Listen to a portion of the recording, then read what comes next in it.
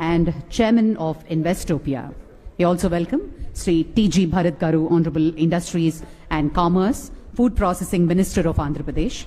Also, Sri K. Vijayanand Garu, IAS, Chief Secretary of Andhra Pradesh. Mr. R. Mukundan, President Designate, CII, and Managing Director and CEO, Tata Chemicals Limited. And we also welcome Mr. Yusuf Ali, MA, Chairman and Managing Director, Lulu International. Ladies and gentlemen, it's an honor indeed, and we take the pleasure to welcome all of you. Vision is the art of seeing what is invisible to others. Very good morning to all the dignitaries, global investors, and innovators. It's an absolute honor to welcome all of you to Investopia Global Andhra Pradesh edition. I now request His Excellency Abdullah bin Tawq Al-Mari, Honorable Minister of Economy and Tourism of UAE, to present a bouquet to the Honorable Chief Minister.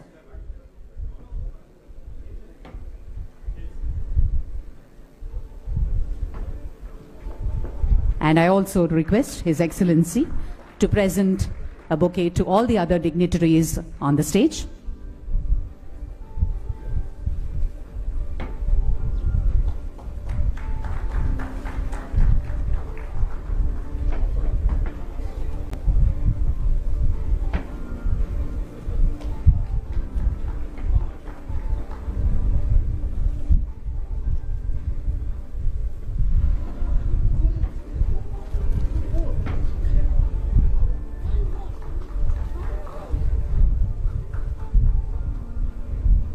And today, as this prestigious platform arrives in the heart of Andhra Pradesh, it signals something very powerful.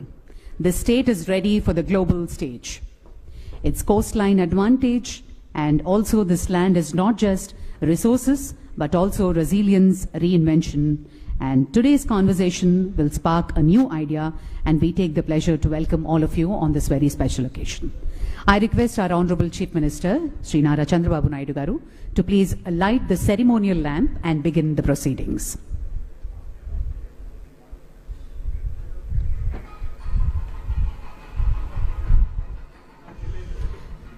Investopia's first major initiative in India, and it highlights Andhra Pradesh as a fast-growing investment destination in South Asia.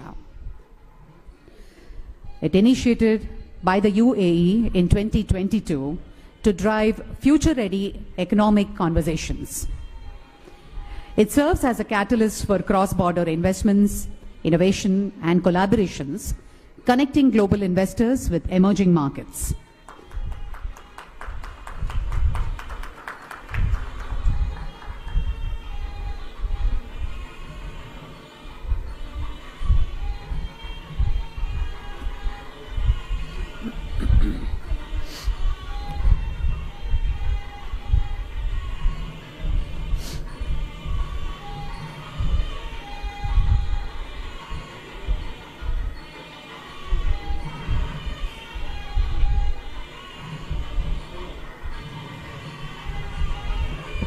Thank you, sir. Thank you very much. Well, ladies and gentlemen, the significance of Andhra Pradesh addition, Investopia's first major initiative in India, and it highlights Andhra Pradesh as a fastest growing investment destination in South Asia. Andhra Pradesh's strong infrastructure, ports, skilled workforce, and policy support have made it a focal point for global investors. We have a special audio visual about Investopia. Can we have the AV, please?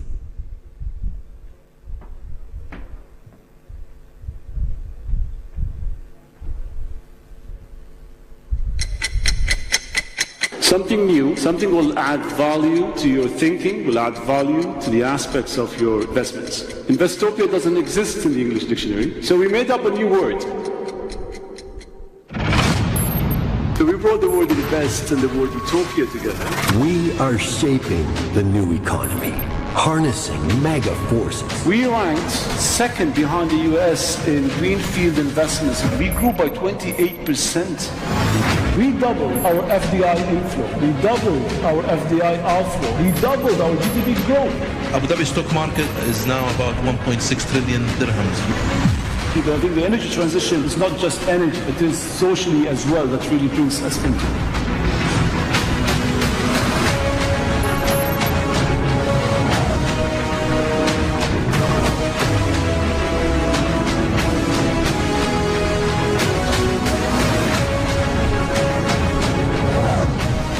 The next transition, green transition, is AI, satellite technology. The UAE is uniquely positioned as a global crossroads for business, energy systems, and innovation. The world moves forward. AI isn't just an upgrade, it's a game changer. The economy is around the corner. It's something that you guys are ready to invest in.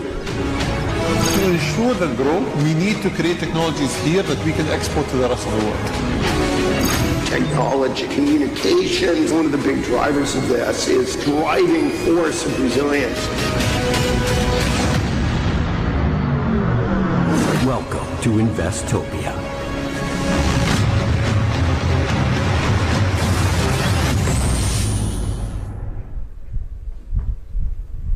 A huge round of applause, ladies and gentlemen. Investopia, the first ever investment destination and the biggest, fastest growing investment opportunity in Andhra Pradesh. On that note, may I now request Dr. John Ferris, CEO Investopia, to give the welcome remarks.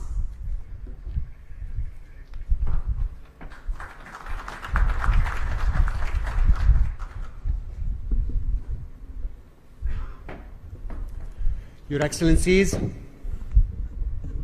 Honorable Chief Minister, Honorable Ministers, distinguished guests, ladies and gentlemen, good morning. And welcome to Investopia Global Andhra Pradesh. It is truly an honor to be here with you today in this vibrant city among distinguished audience at the heart of a state that is fast emerging as one of India's most favorable investment destinations.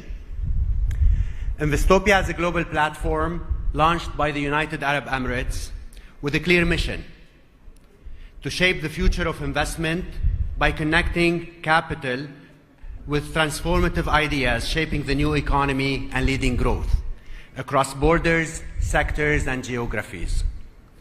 Since our start almost 5 years ago, we've convened global dialogues from Abu Dhabi to Tokyo, from Singapore to Milan.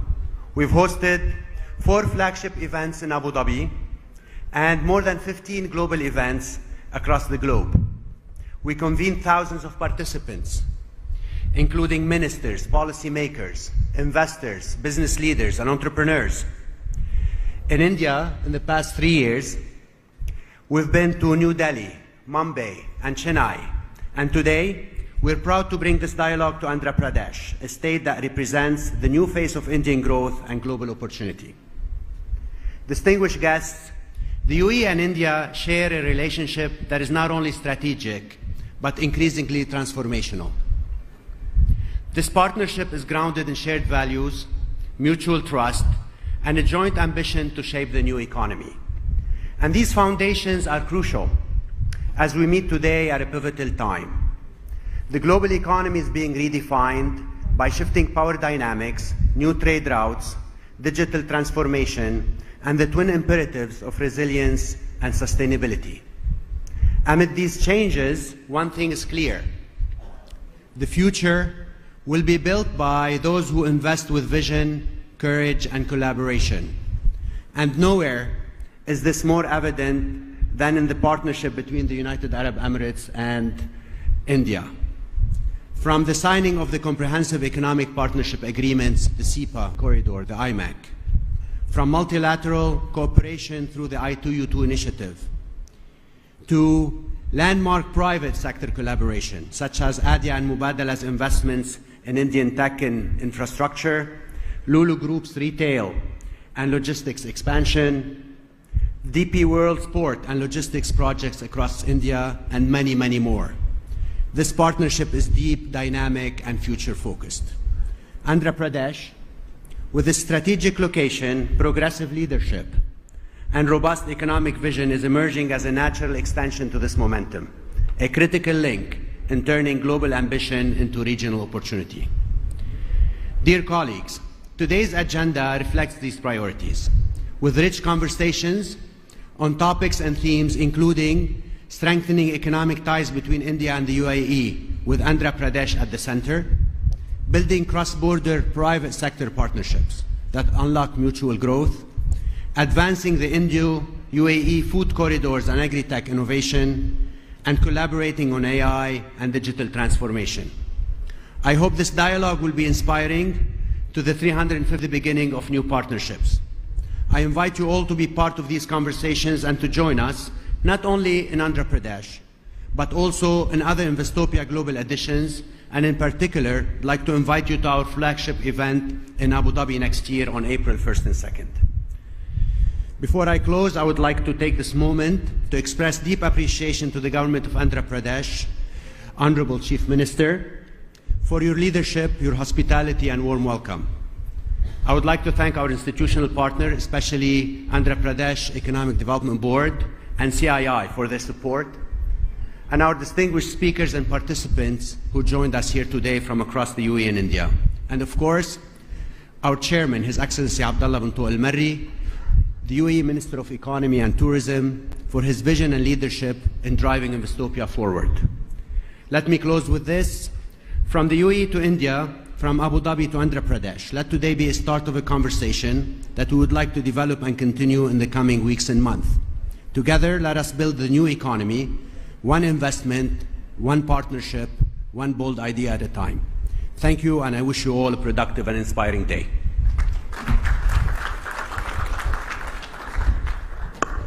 Absolutely, Dr. John Ferris. Thank you very much from Abu Dhabi to Andhra Pradesh. On that note, may I now request Mr. Yusuf Ali M.A., Chairman and Managing Director, Lulu International, to give the inaugural address.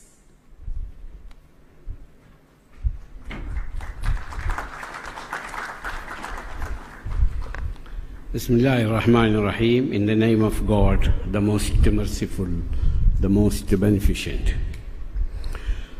Honorable Chandrababu Naidu Garu, Chief Minister of Andhra Pradesh, dynamic Chief Minister, and His Excellency Abdullah bin Tuq Al-Marri, Honorable UAE Cabinet Minister of Economy and Tourism, Dr. Jean, CEO Investopia, Mr. Mukundan,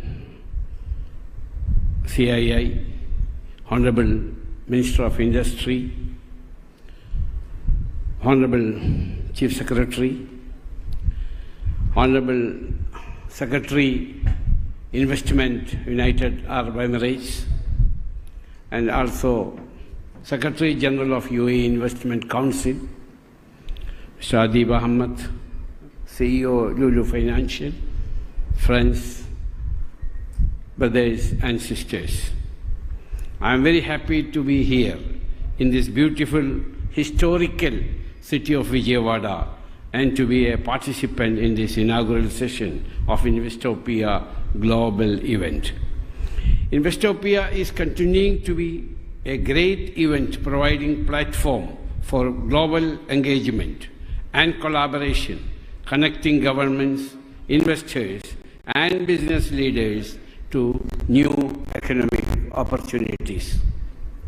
As we all know, this state of Andhra Pradesh, under the leadership of Honorable Chandrababu Naidu Garu, is progressing day by day in all areas. This is the reason why many foreign investments are coming to state of Andhra Pradesh.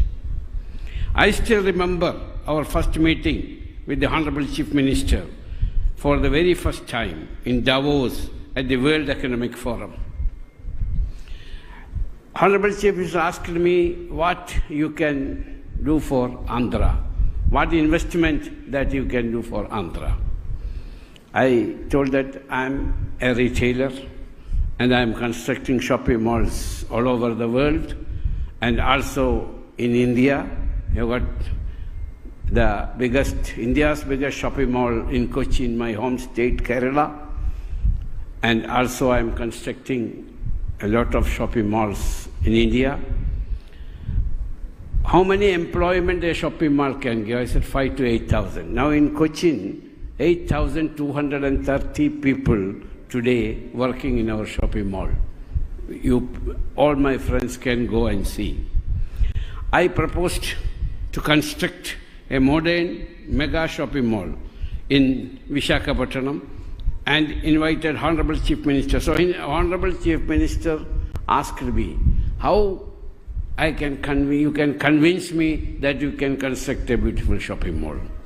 So I invited Honorable Chief Minister to Cochin to see my shopping mall.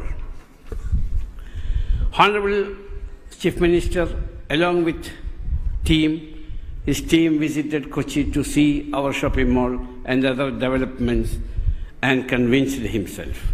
As a man of action, Honorable Chief Minister is a technocrat, leader, and visionary Chief Minister who always has welfare of his state and give employment to common people in his mind. Earlier, we could not start our project due to the reasons beyond our control.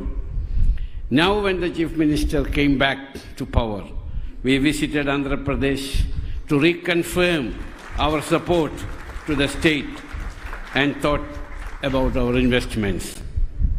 We will start the construction of our shopping mall in Visakhapatnam soon. 5,000 to 8,000 people will get employment, I promise you. The project upon completion will provide employment opportunities for residents. We are also in the final stage of starting a food processing plant at Vijayawada, as a lot of raw materials are available in the state. So when we go and start food processing, we have got about 38 food processing plants all over the world, from America to Europe to Far East, and also in India. So we need raw materials. So raw materials are available in the state of Andhra Pradesh. This will help farmers, government, and we also want to ensure uninterrupted supply for our 285 shopping mall, hypermarkets all over the world. We are also opening hypermarkets in Vijayawada and other cities in Andhra Pradesh. This project will also bring valuable foreign exchange to the government of India and also to Andhra Pradesh. Already we are exporting a huge quantity of fruits and vegetables from this state to feed our hypermarkets in GCC countries, Egypt and other places. Let me take this opportunity to reassure our commitment to the state of Andhra Pradesh. I also thank Honorable CM and the government for all the valuable support being extended to us. As a resident of United Arab Emirates, past more than 50 years, I am very happy that our dear His Excellency Abdullah bin Tuq Al-Marri, Honorable UAE Cabinet Minister of Economy and Tourism, is here with us today. As we all know, after the historic visit of Sri Narendra Modi ji, Honorable Prime Minister of India to UAE, and His beloved His Highness Sheikh Mohammed bin Zayed Al Nahyan, President of UAE to India, the bilateral, cultural, economic and commercial relationship between both the countries have totally moved to a different level. As we hear the Secretary of Investment also here, directly from the Ministry of Investment. Today, both the countries are among each other's top trading partners. India is marching to soon become a $5 trillion economy under the dynamic leadership of our Prime Minister Narendra Modi ji.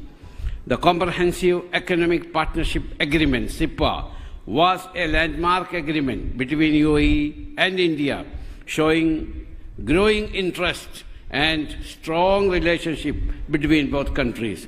His Excellency Abdullah bin Tuq was a key figure in the CEPA negotiations and subsequent implementations.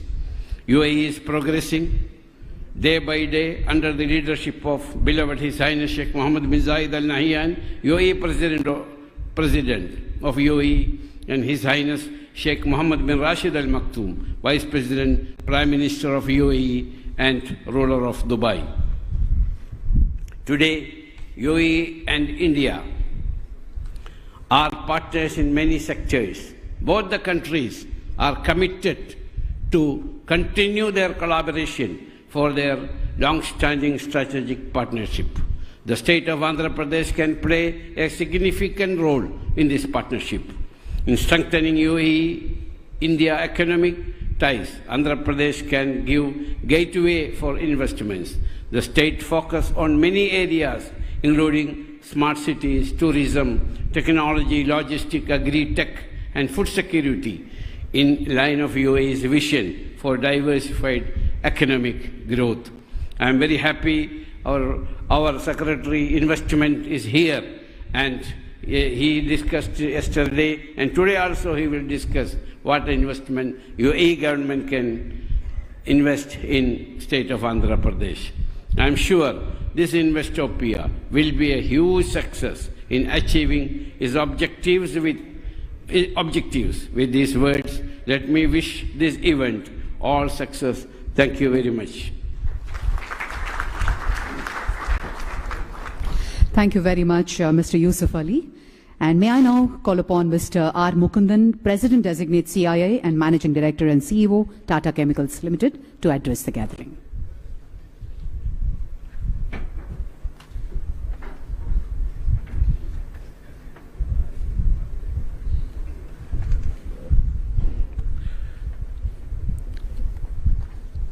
Your Excellency, Abdullah bin Tuk Al Mari, UAE Minister for Economy, Tourism and Chairman of Investopia, our beloved and Honorable Chief Minister, Sri Chandrababu Naidu, Dr.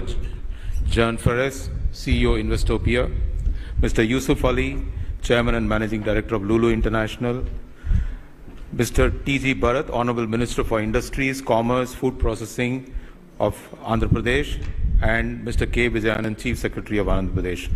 Good morning. It is indeed a great privilege for us to be part of Investopia Global Andhra Pradesh edition. This platform reflects our shared commitment to building bridges between India and UAE, especially at a time when economies around the world are seeking innovation-led, sustainable and inclusive development. We are very privileged, sir, to have our beloved Chief Minister, Mr. Chandrababu Naidu, here with us. A special welcome to you, sir. Please welcome again with a big round of applause.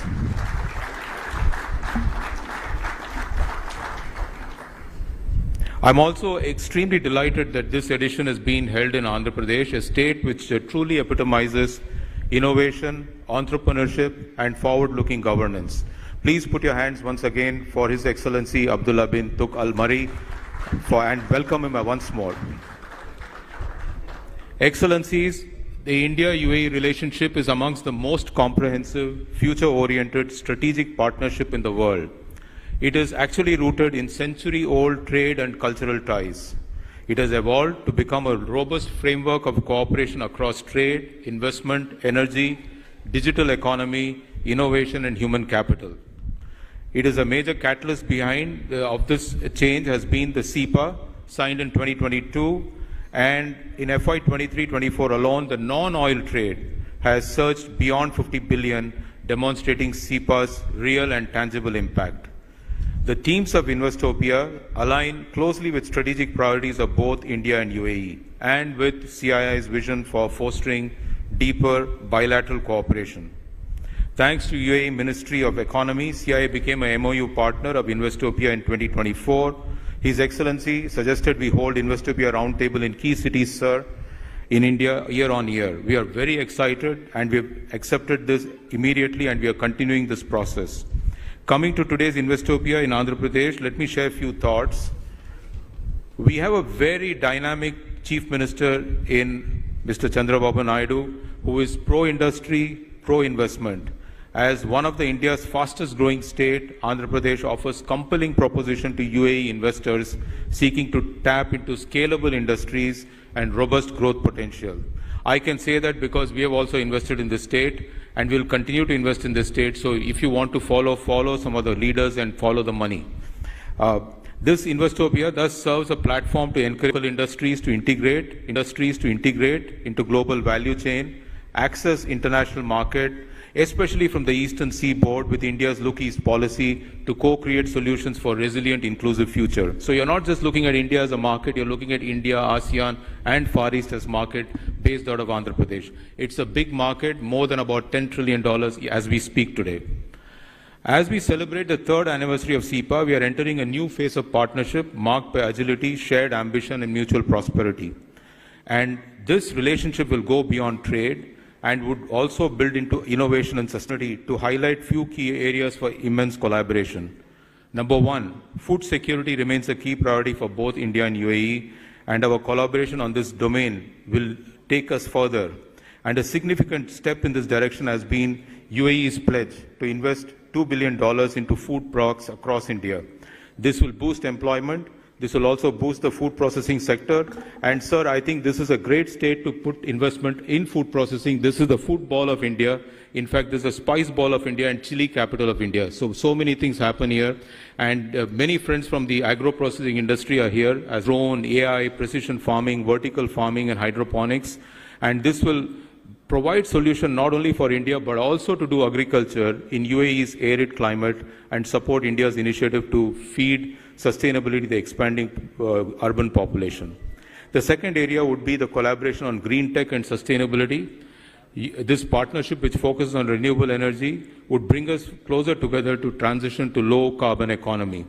There is immense potential for joint initiatives and transfer the technology on renewable energy. This would enhance energy security, but also create a regional model for energy cooperation. 3, India and UAE have a unique opportunity to foster future of digitization.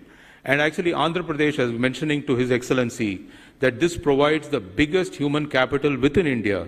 You go anywhere, there are only people from Andhra who are in IT and tech industry. So I think I told him to take the help and foster the development of digital infrastructure to move forward in this whole and also bridge the digital divide, enabling service to millions. Finally, I want to add space sector, where I think ISRO could complement UAE's ambition for space program, including Mars mission, lunar rover projects, and both countries could explore satellite-based systems for agriculture, disaster management, and urban planning. I thank you all for being part of this Investopia Global in Andhra Pradesh. I'm confident that the conversations and connections made here will go a long way in strengthening the dynamic trade between India and UAE, and especially the state of Andhra Pradesh. Thank you all once again for being here. Thank you very much, Mr. Mukundan. I now request Shri K. Vijayanand Garu, IAS, Chief Secretary of Andhra Pradesh, to give his inaugural address.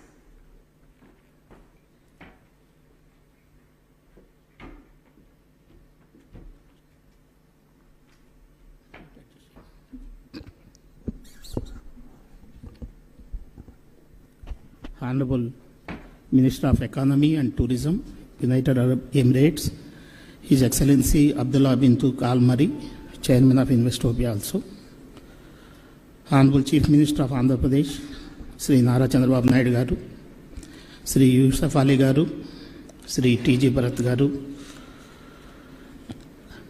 and Sri Mukundan Garu, President Designate CII, Dr. Jane Faris, CEO Investopia, distinguished government officials, industry leaders, and esteemed delegates. I extend my warm greetings to each one of you. I thank Investopia Global for convening this pivotal forum. This forum brings together visionary leaders from India, United Arab Emirates, uniting minds from industry, policy, and innovation to shape the future of international collaboration and investment. We are deeply honored by the presence of esteemed dignitaries from the United Arab Emirates. Your commitment to economic innovation and global partnerships continues to inspire all of us who are present here. Your presence here today is a testament to the growing strength of the India and UAE relationship. It also highlights our shared belief that collaboration is the cornerstone of progress. The India-UAE relationship stands today as a model of modern economic diplomacy, which is rooted in shared values, mutual respect, and a bold vision for the future. What begins as a strong trade partnership has evolved into a comprehensive strategic alliance spanning energy, infrastructure, technology, food security, and innovation. The UAE is not only one of India's largest trading partners, but also a key collaborator in shaping the future of global supply chains in digital economies and sustainable development. As India marches towards its centenary in 2047, the UAE continues to diversify and globalize its economy. Both nations are uniquely positioned to co-create solutions for the world's most pressing challenges. Together, we are not just building bilateral ties, we are shaping a future that is inclusive, resilient, and globally impactful. India has emerged as one of the fastest growing economies in the world. By 2047, India aspires to become a fully developed nation with a projected economy exceeding $35 trillion. It is a shared mission that calls upon every state in the country, every sector, and every citizen to contribute. Andhra Pradesh has consistently played a catalytic role in national development and is also poised to be a key architect of India's transformation through industrial expansion, agriculture innovation, and human capital development. Under the visionary leadership of our Honorable Chief Minister, Sri Nara Chandrababu Naidu Garu, the Government of Andhra Pradesh has launched Swarnandhra 2047 vision document. This is a comprehensive vision and long-term development roadmap launched to transform Andhra Pradesh into a wealthy, healthy, and happy state by the year 2047. The state is among the first 2 states to release its vision document. Under the leadership of our Honorable Chief Minister, Andhra Pradesh has set an ambitious target to become $2.4 trillion economy by 2047. Andhra Pradesh is uniquely positioned to lead this transformation.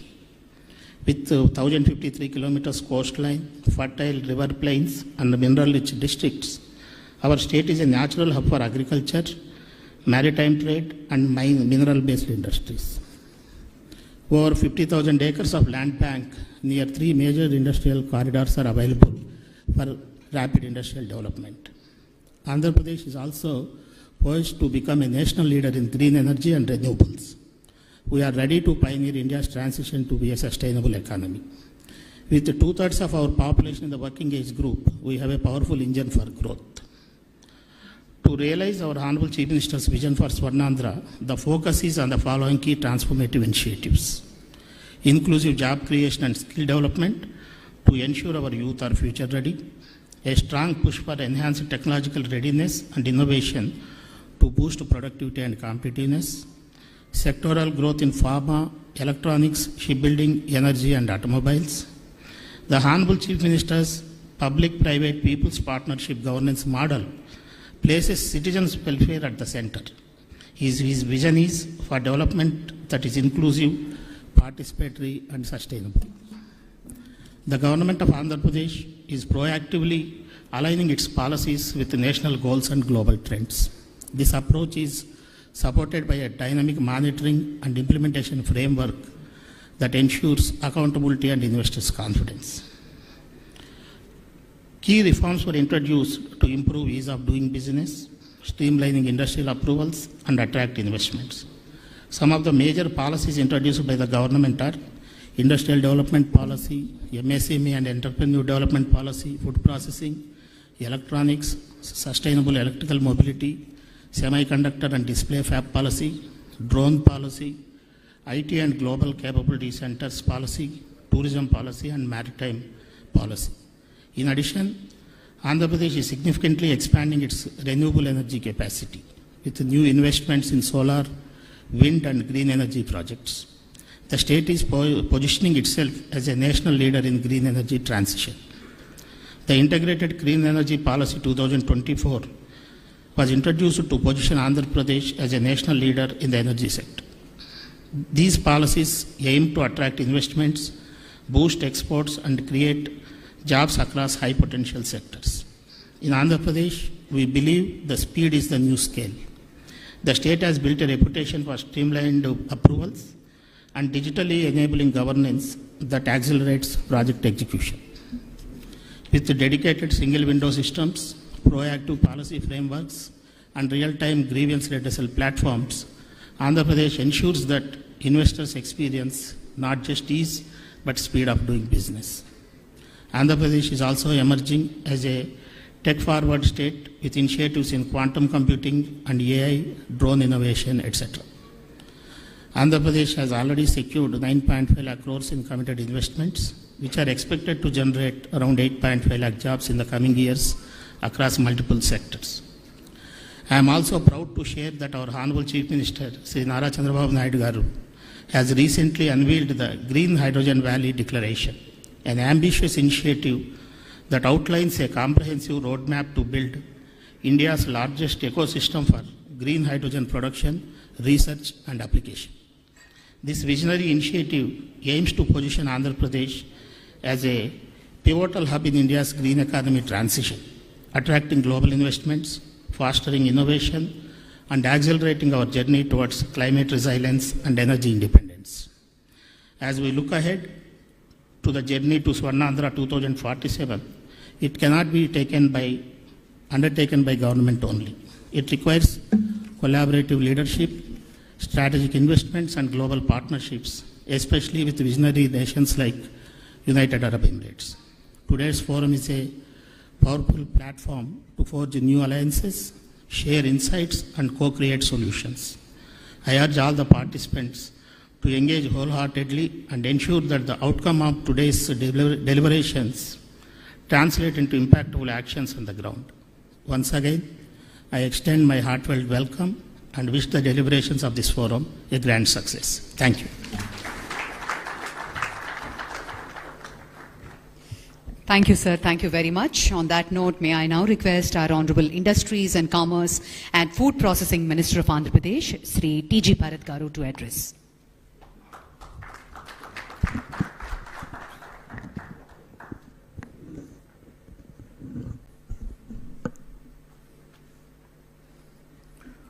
Our visionary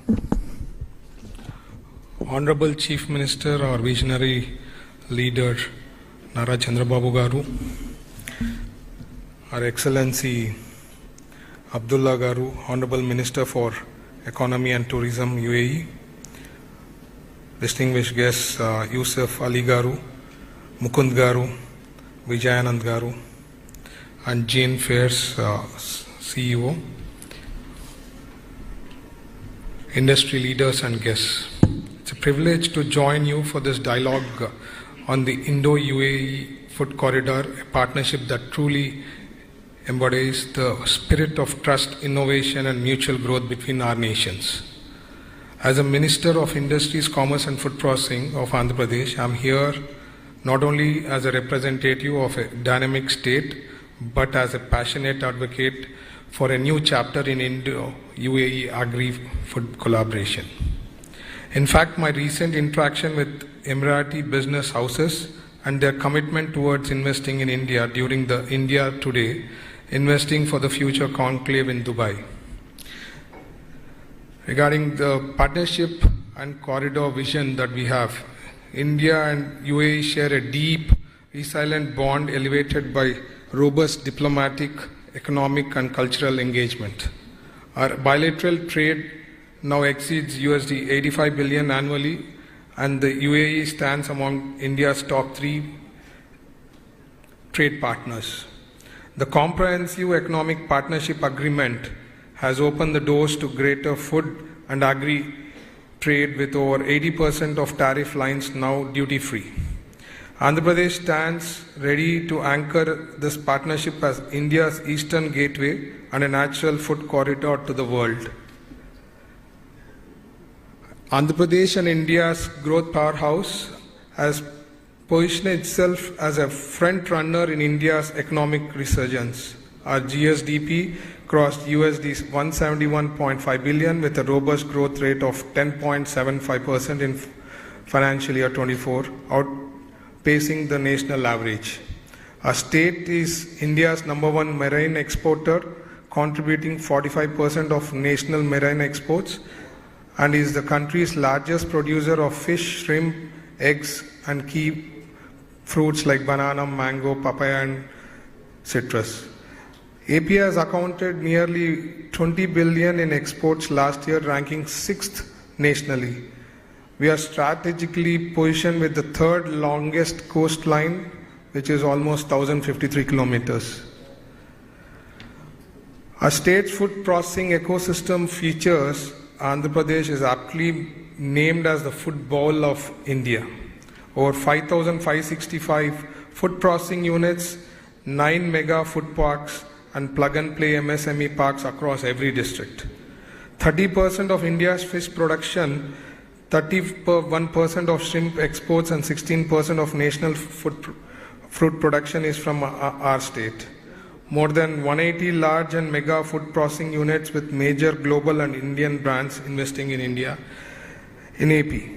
State-of-the-art cold storage warehousing, almost 1.21 million metric tons warehouse and 1.6 million metric ton cold storage capacity, and APEDA supported pre-cooling and grading facilities for seamless farm gate to export logistics. In infrastructure, AP is India's only state traversed by 3 national industrial corridors, VCIC, CBIC, and HBIC, providing seamless multi-modal connectivity under the PM Gata Shakti grid. We have 6 ports, 4 new greenfield ports under development, and national highways, that is 16, ensure 4 to 6 lane access from clusters to ports. Our policy and incentives for AP is almost 45% to the capital subsidy, and we are doing ease of doing business as #1 in India as of now, with 21-day end-to-end approval systems are there in place. So this has been launched by our new government, by Chandrababu Garu. In coming to innovation and skilling, we have 38.4 million working age people, over 250 plus engineering colleges. AP's workforce is one of India's youngest and most technically skilled. The AP Skill Development Corporation and world-class institutions enable agri-tech and food tech upskilling, fostering to job readiness and inclusion. We have recently inaugurated incubation center in IIT Tirupati dedicated to innovation and food processing, standing as a test statement towards our state's commitment towards resilient and sustainable future with food security. Coming to India-UAE Food Corridor, a blueprint for the future, the Indo-UAE Food Corridor can unlock stable supply chains, resilient farm-to-port linkages, and world-class food parks anchored in Andhra Pradesh. AP's strengths offer UAE partners reliable year-round supply of marine, agri, and processed food exports, efficient cold chain logistics, and port-led export facilitation. Opportunities in joint ventures in food parks, logistics hubs, and R&D for sustainable value-added products. We invite UAE businesses to leverage AP's ecosystem, benefit from speed of doing businesses, and co-create next-generation agri-food supply chains for mutual food security and prosperity. In conclusion, AP is not just a destination, it is your partner for growth, innovation, and reliability. Let's script a new chapter in India-UAE food and economic cooperation anchored in India, Andhra's unique advantages. Thank you, Jai Hind.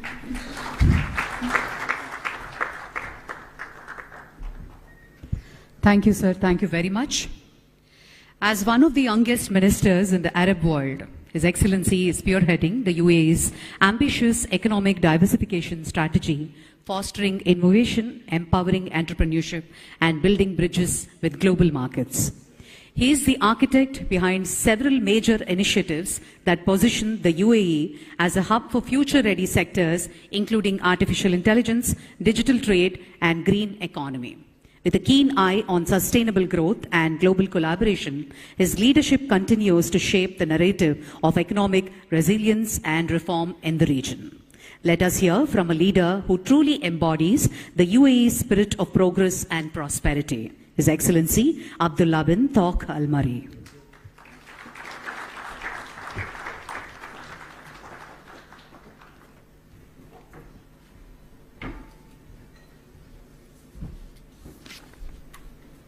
Excellencies, Honorable Chief Minister Chandra Babu Naidu, friends from the UAE India community, namaste and good morning to everyone.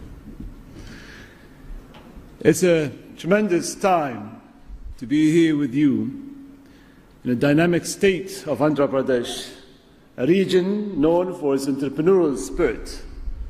As the Honorable Chief Minister last night told me, how entrepreneurial this state and each household is. Innovation and your look as well to the global outlook. On the behalf of the United Arab Emirates and Investopia, I extend my deepest appreciation to our Indian partners for continued friendship and strategic collaboration, and more specifically to CII, who have supported Investopia third year in a row. Thank you. Since inception, 2021, a lot of people ask me why Investopia, why the word invest and word utopia came together. In 2021, if you remember the days of COVID-19, the days of aviation was down, tourism was down, retail was down, industries was barely operating, days of an outlook that we do not want to go back to, a place where policymakers had to go into trenches to think about how to ignite economies. Well, I remember my trenches. I remember the days where I spent time to think. Well, I was thinking of not challenges. I was considering more of opportunities. Time to think about new things. And the word Investopia came up. How do we invest in utopia? What does utopia mean? Utopia means the new things. How do we bring the new and the extraordinary of things? So in Investopia, I'd like you to share your minds and your thoughts. Yes, we're going to talk about retail. Yes, we're going to talk about aviation. Yes, we're going to talk about AI. But what's the new? As a young minister, I've been mentioned. I'm not young anymore, but 5 years ago I do. New is a part of now. It's a part of the now economy. How can I invest in the new? And the new is about 6 months down the line. I can't wait for the future economy. Future is 10 years down the line. And we want to push towards the new economies, create the new economies. So what's new in retail? What's new in innovation? What's new in industries, logistics, for instance? That kind of new that we want to share through Investopia and the world. And this is something which we come back to. As well in 2021, the UAE took path to sign the Comprehensive Economic Partnership Agreement. An agreement, when we signed it, with the first country was with India. Remember the days it took us 88 days. Now 88 days in any SEPA is impossible. Always possible. Because there is partnership, there is friendship, and there is this vision goal between our leadership. Now to take 88 days and to implement, and 3 years down the line, here we are today. Let me give you a couple of numbers. Our non-oil grew by over 20.5%, reaching about 250 billion dirhams. India was the UAE top non-oil export destination, accounting for 13.5% of our total exports, with 75.2% year-on-year growth. We are India's third largest trading partner globally, and we expect bilaterally non-oil trade to surpass more than 100 billion annually by 2030. We have KPIs on this, and we want to move very fast, which is 3 years down the line. But that's just not about the numbers. It's about the quality and the focus on the future of our cooperation. We're jointly exploring many things: green energy, digital transformation, AI, advanced manufacturing, and space. India ranks as the #1 source market for inbound tourism to the UAE, reaffirming its position as a cornerstone of our tourism strategy. In 2024, the total number of Indian tourists visiting the UAE reached 4.2 million, marking a significant increase from 3.7 million in 2023. Moreover, more than 641 flights operating weekly between the two nations. Air connectivity is the most important and a strong enabler to people and business ties. I always say, if you want to move an idea, you want to move a technology, you want to move investment, you need to move humans first. They come with ideas, technologies, and money. On investment, UAE has already committed and contributed to $16 billion in FDI to India. And Indian businesses are now the largest foreign business community in the UAE, with over 267,000 firms registered and operating in various sectors and industries. This is just not a partnership, it's a shared economic ecosystem. But here, we're not talking just about India, we're going to talk about Andhra Pradesh, a state where I met the Chief Honorable Minister back in Davos. It took me 5 minutes, and I met this visionary leader who said, "Come to Andhra, I'll show you Andhra Pradesh the way it should be." This was January, today we're in July. 6 months down the line, here we are. Thank you.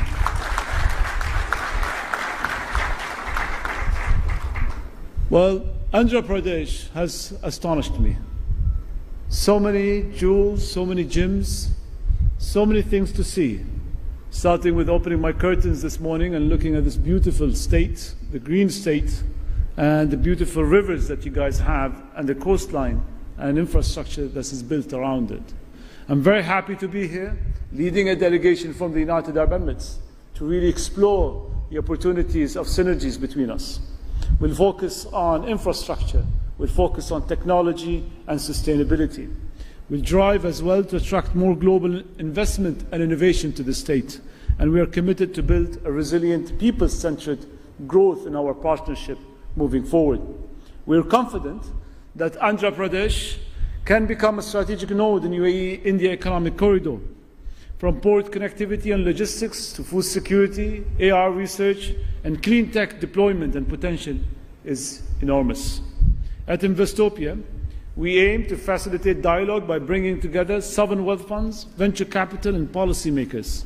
These are three enablers that has to come together for the new economies of Investopias. And we facilitate these dialogues to enable real investment deals through curated sectorial roundtables and Future 100 Startups roundtables.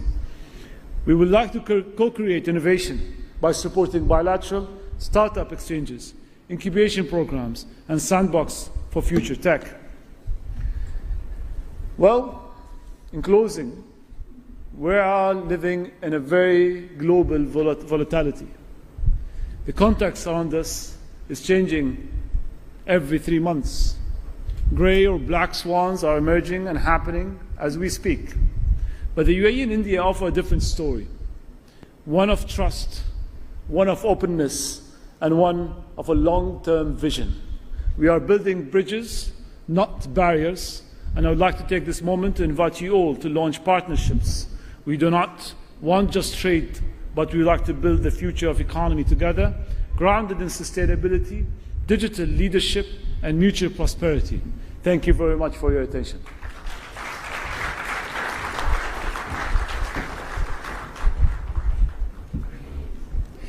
Thank you very much, His Excellency. Ladies and gentlemen, today is not just another moment in our state's timeline. It's the dawn of a new chapter, the return and a dream of our visionary leader, a leader whose name is synonymous with progress, innovation, and futuristic governance. Under his dynamic leadership, Andhra Pradesh has not just only dreamt big, but is now delivering bigger. From reviving Amaravati as a world-class capital city to bringing back global investors' confidence, from digital governance and IT empowerment to youth-led development and smart infrastructure. He has refined what good governance truly means. Ladies and gentlemen, please put your hands together. Our Honorable Chief Minister, Sri Nara Chandrababu Naidu Garu's inaugural address.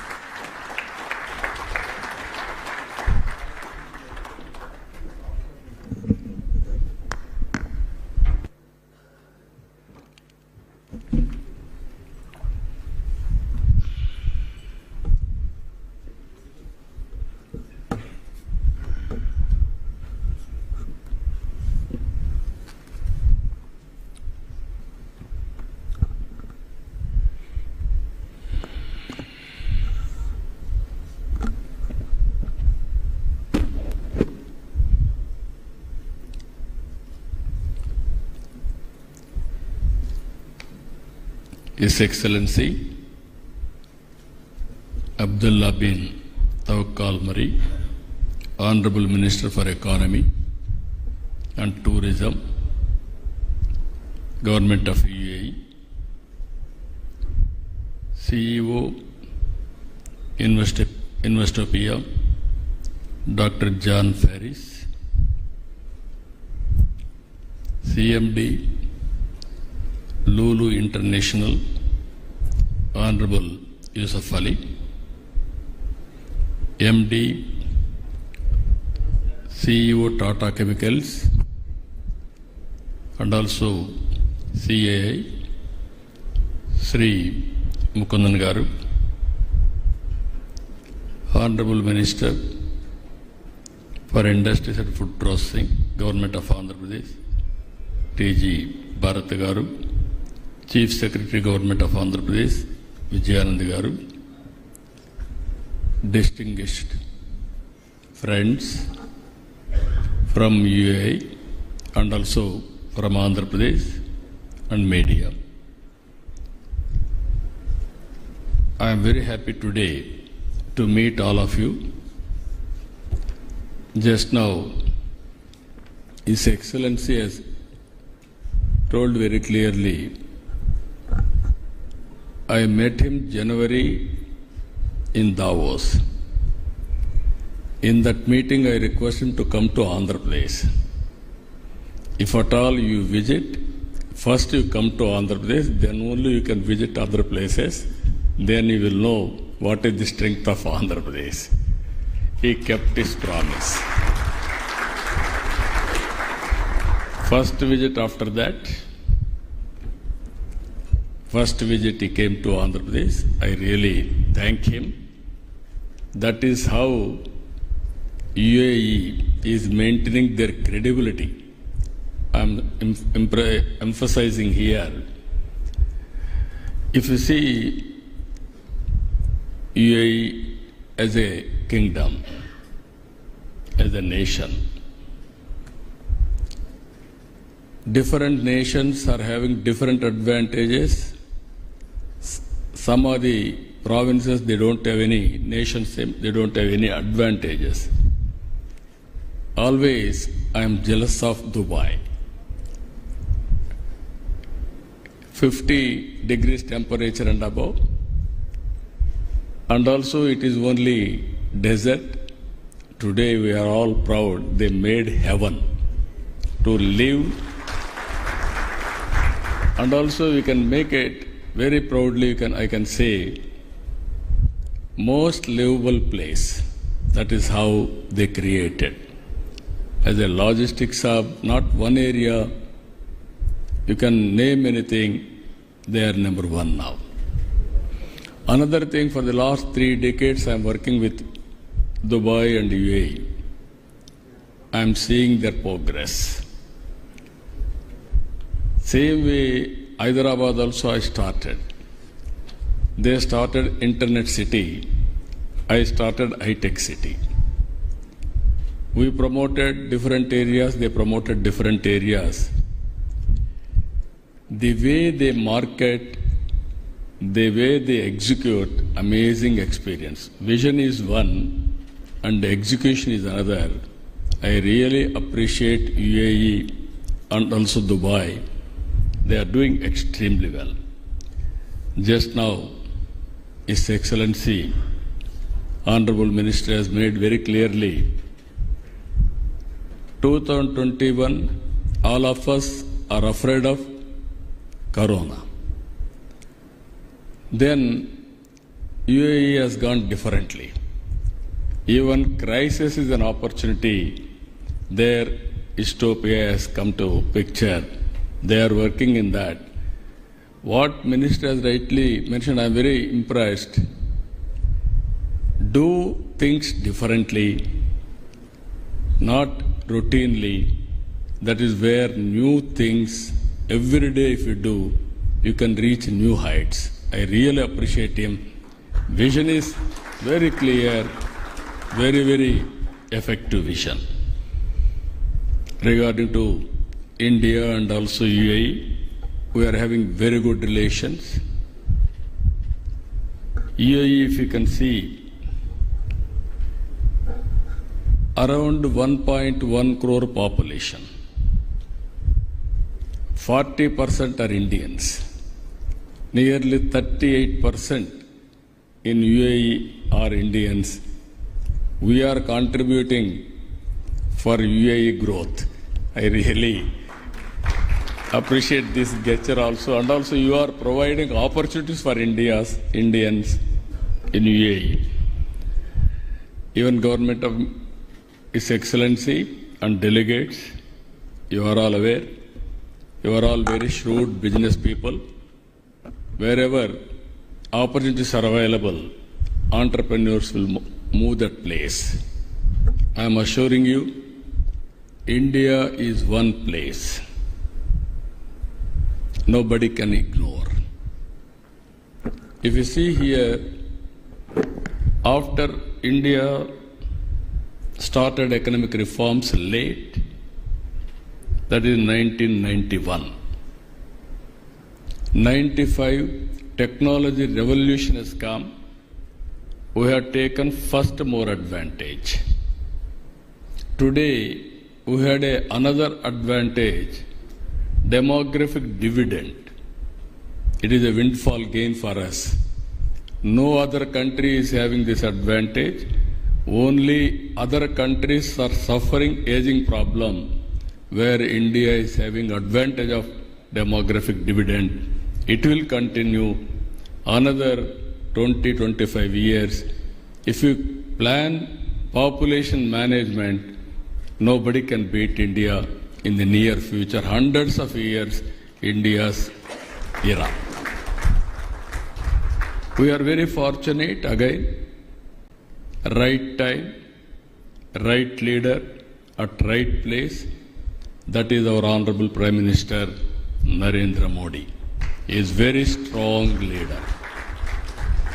With all these things, India is having very good advantage with the UAE, and also your agreements we have seen as on today. Last year, 24-25, $100 billion US trade between India and UAE. Even Andhra Pradesh, very small amount, 1.45 billion US, 12,500 crores. Here I wanted to mention, we have prepared an ambitious plan. It is possible. We are all in inspiring time. Around 1999-2000, I prepared vision for Andhra Pradesh. That was combined state of Andhra Pradesh, Vision 2020. Today, all my vision has become a reality. Anyway, Honorable His Excellency is going tomorrow to Hyderabad. That was part of my vision. I developed there. You name anything today. Most livable city in the country is Hyderabad. That was planned from 1995 onwards. Even MR is also there, and so many people have contributed for that great city. Now we are planning, Government of India Narendra Modi garu is planning Vikasit Bharat 2047. As on today, we are fourth largest economy. For the last 10 years, from 11th place, we are able to reach 4th place. By 27-28, we are going to reach third largest economy in the world. I am assuring you, India is going to become developed nation.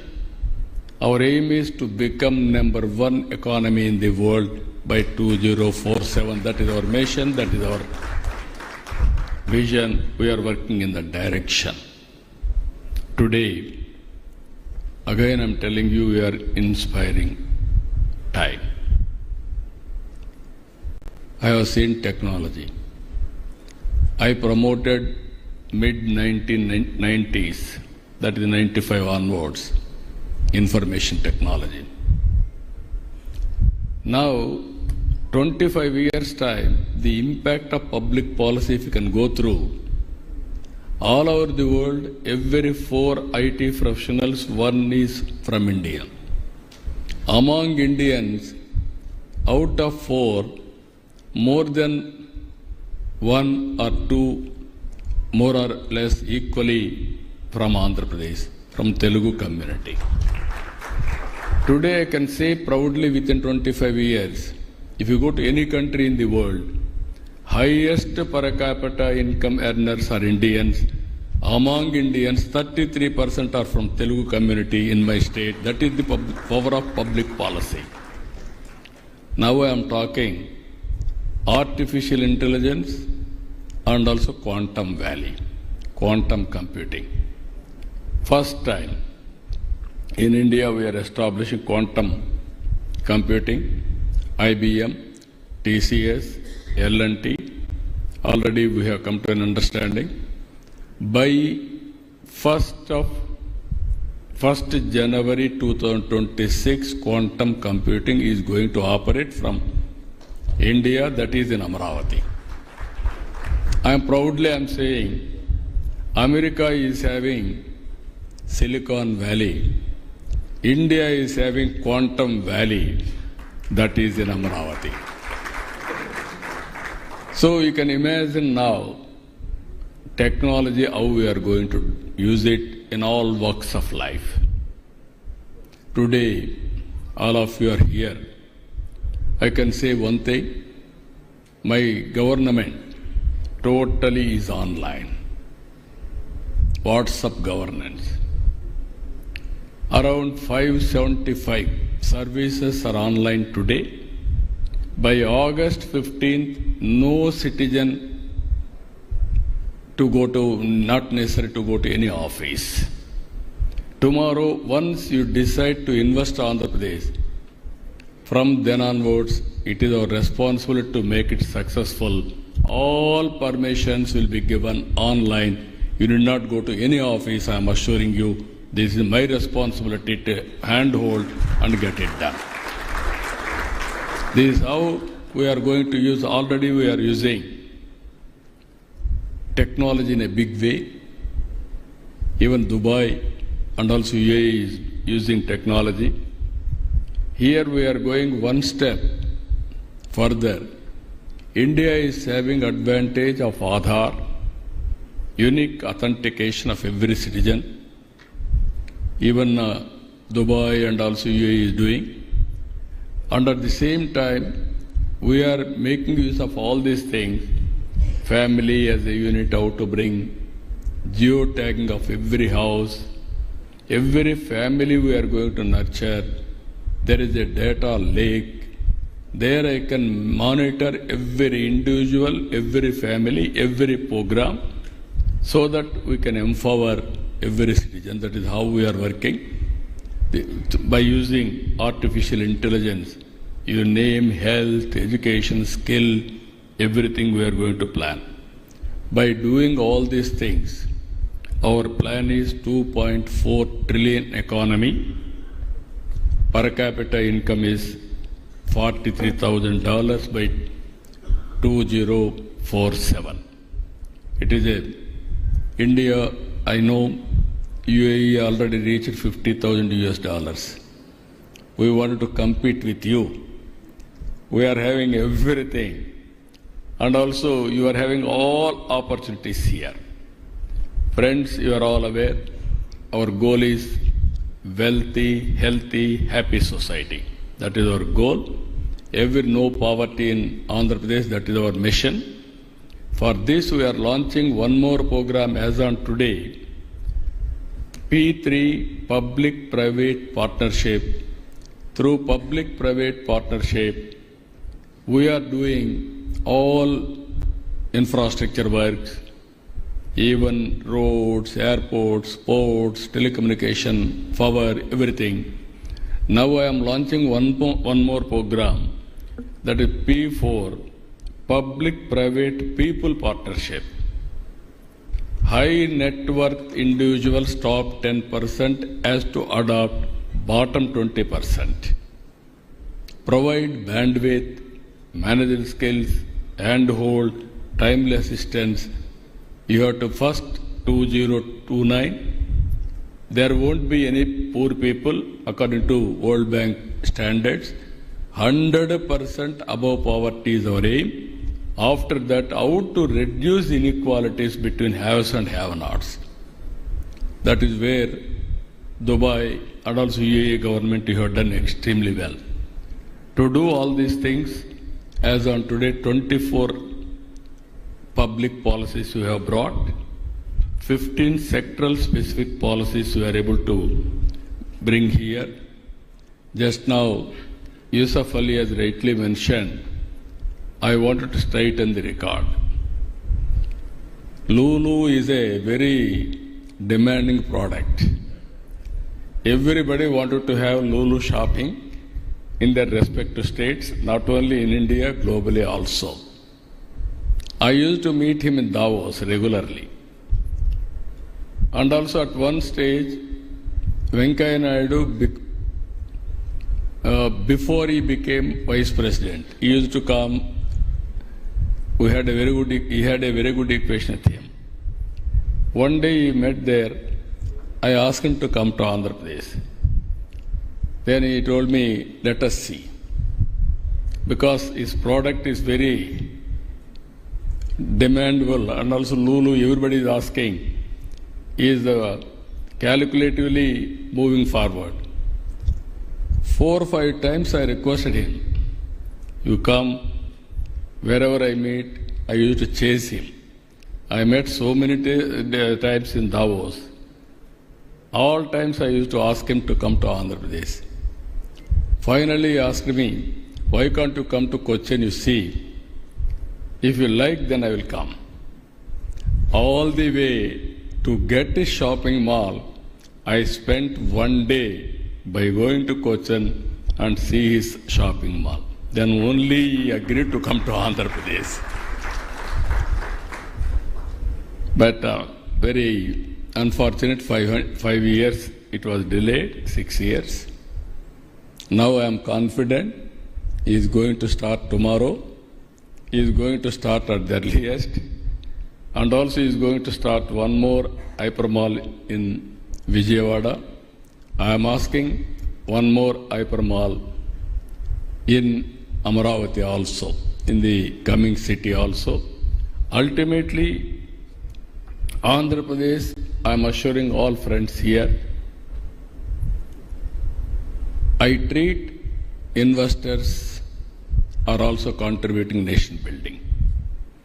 If we invest money, then only employment will come. You invest money, then only government will get revenue. Then only I can do welfare programs. Wealth creation, investors' role is very, very important. That's why always I treat investors are partners in progress. For any government for that matter, that is how UAE is doing extremely well. Here we are moving ease of doing business to speed of doing business. Earlier, use of doing business, we are number 1 continuously for 5 years. Now we have changed our gear. by doing speed of doing business. I am assuring you, everything, there is a time. Within that time, it is our responsibility to get it done. Directly, we will monitor from CMO also. We will get it done, everything. We are having all infrastructure. I am assuring you, Andhra Pradesh is the best suitable place for all of you. No other, I can say India is the best. Other states also, we are competing now. I am very happy for that, healthy competition.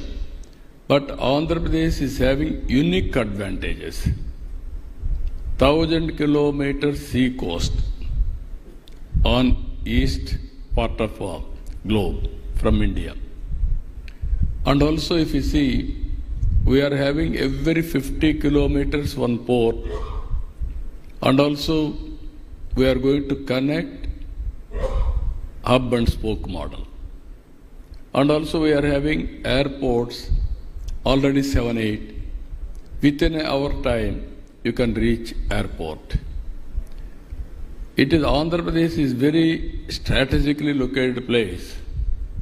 If you can see today, north and south has to be connected. They have even for roads also, it is central located in South India also, Bangalore, Chennai, Hyderabad and Amaravati.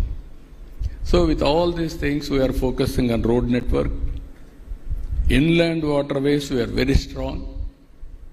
We can connect Andhra Pradesh to land states, states, what is what I call, from Telangana, even Karnataka, Chhattisgarh, all these places are going to connect our ports. There is a huge opportunity, I am assuring you. And also Andhra is very rich in water resources, very rich in agriculture.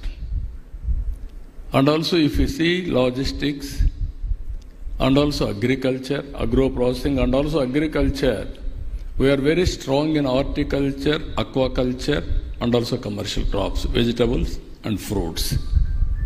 No other state can give this type of strength for investors. Digital, technology, we are very strong. Even human resources, we are number one. I can say very, very highly skilled human resources we can provide. That is our strength. His Excellency has rightly mentioned green energy. Future is for green energy. Now our country is going to produce nearly 500 gigabit green energy by 2030.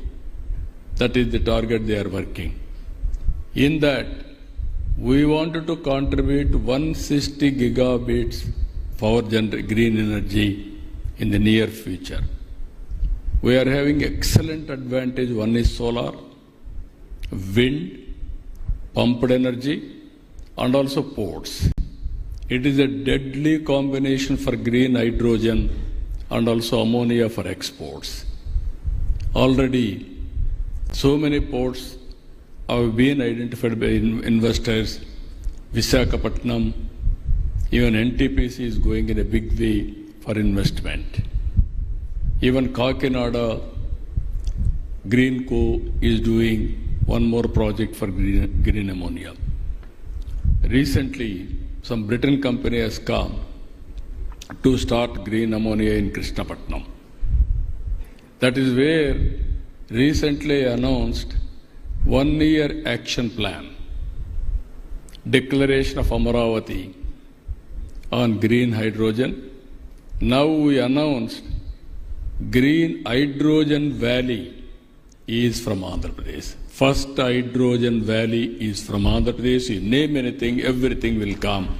That is how we are working. One thing, technology, quantum valley. Second thing is nature, how to protect.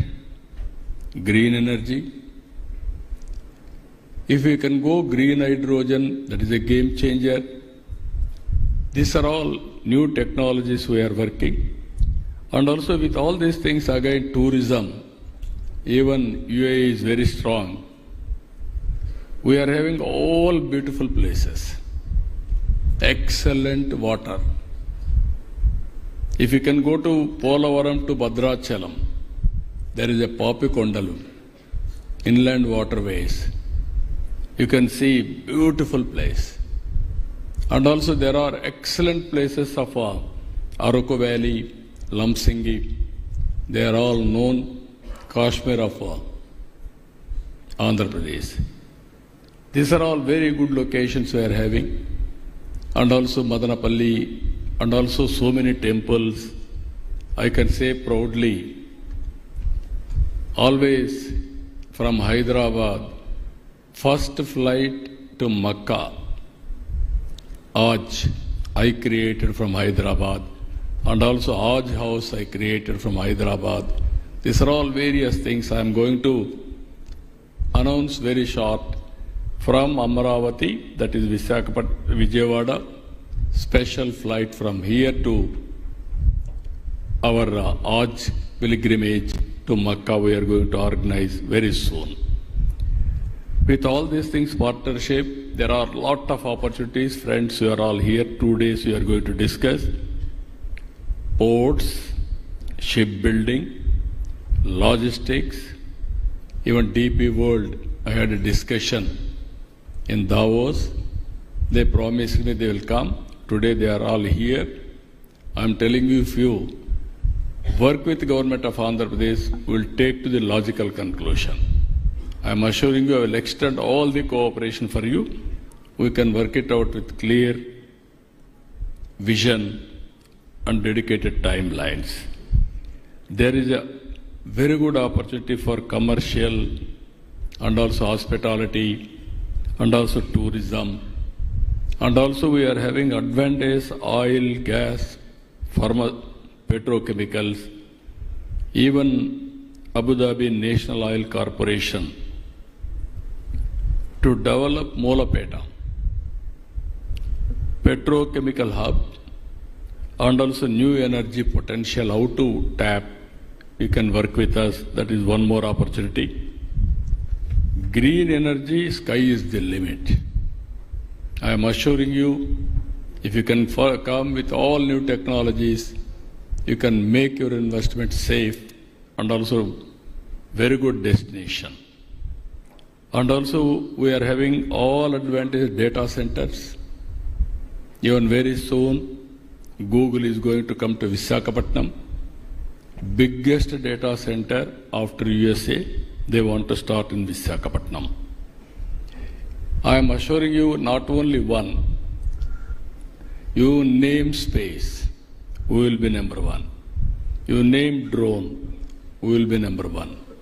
Electronics, aerospace, all future technologies we are focusing as on now.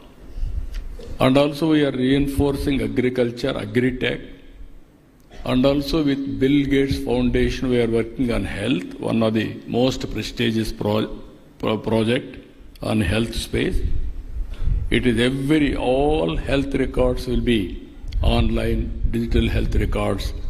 And also we are going to use AI in a big way for patients, how to treat, and ultimately preventive health, real-time monitoring, and also curative or cost-effective phase we are working. This is also one of the biggest projects. Ultimately, friends, trust is important. Trust cannot build overnight.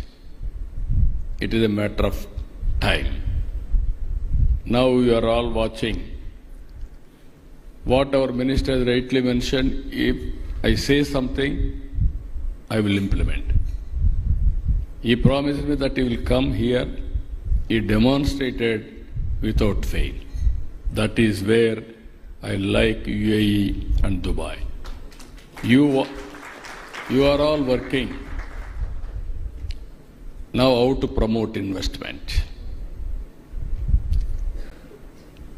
Investopia. Now you are having 3 meetings a year in India. I am requesting Honorable His Excellency, you brought your investors. My investors are here. It is a win-win situation. Every one of you has to start one project. I requested you last night, $50 billion investment in Andhra Pradesh. He promised me more than that I will bring. I will be very happy. You come with project details. You are very innovative. In crisis time, you created Investopia for promoting investment. You are taking focus approach. You are going all over the world. I am very happy. 25% you spend in Andhra Pradesh. Your time, not your resources. Then you will see the change. You test me, you test my government. If you deliver, then move forward. If you won't deliver, leave us. This is a challenge I am making, Your Excellency. From zero time today already started. From now onwards, we will work together. I am assuring you, you bring the proposal, it is our responsibility to clear and keep our word. Either incentives, we are number one. Speed of doing business, we are number one. And also credibility, we are number one. It is not one-day credibility. For the last 3 decades, we established that credibility. There is a proof of concept. You are going tomorrow to Hyderabad. My vision has made a reality. You go and see. Then you have any belief, come back, we will work together. With this, friends, investors, I am always pro-reformer. I am always pro-investors friendly. This is not for me, for my people. I want jobs. I want to eradicate poverty. To eradicate poverty, I want to create wealth. There I am only a facilitator. I will bring ecosystem players together for creating wealth. Again, I am telling you, year on year you can watch how things are moving from Andhra Pradesh. I told you so many opportunities. One more thing I am telling you, God has given me one opportunity. Only some people may construct one capital. Hyderabad, there were 2 cities, Hyderabad, Secunderabad, SIPB. There I am attending. Ultimately, without any delay, all projects are cleared. With this, I am thanking all of you. Thank you, one and all.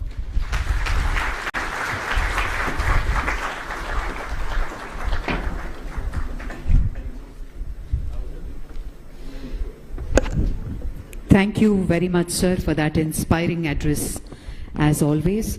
And we now move on to a memorandum of understanding exchange between APEDP and Investopia. I request Sri Saikant Verma IAS, CEO, APEDP, and Mr. Joe Ferris, CEO, Investopia, to kindly come up onto the stage and exchange the MOUs under the presence of His Excellency and Honorable Chief Minister.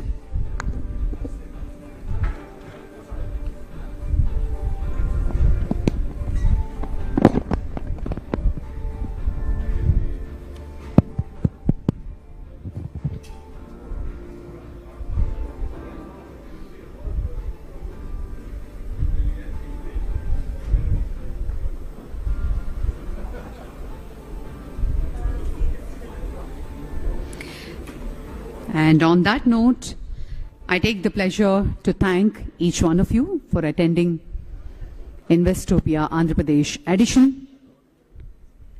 And also on behalf of the Government of Andhra Pradesh, we thank each and everyone, honorable ministers and dignitaries, for joining this inaugural session. Thank you very much, ladies and gentlemen.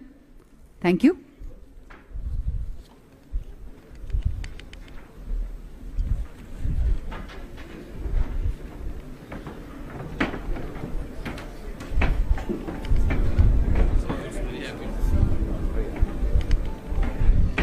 Well, ladies and gentlemen, we shall break for a coffee break and then reassemble for the first session, Strengthening India-UAE Economic Ties, Andhra Pradesh as a Gateway for Investment, at exactly at 12 o'clock.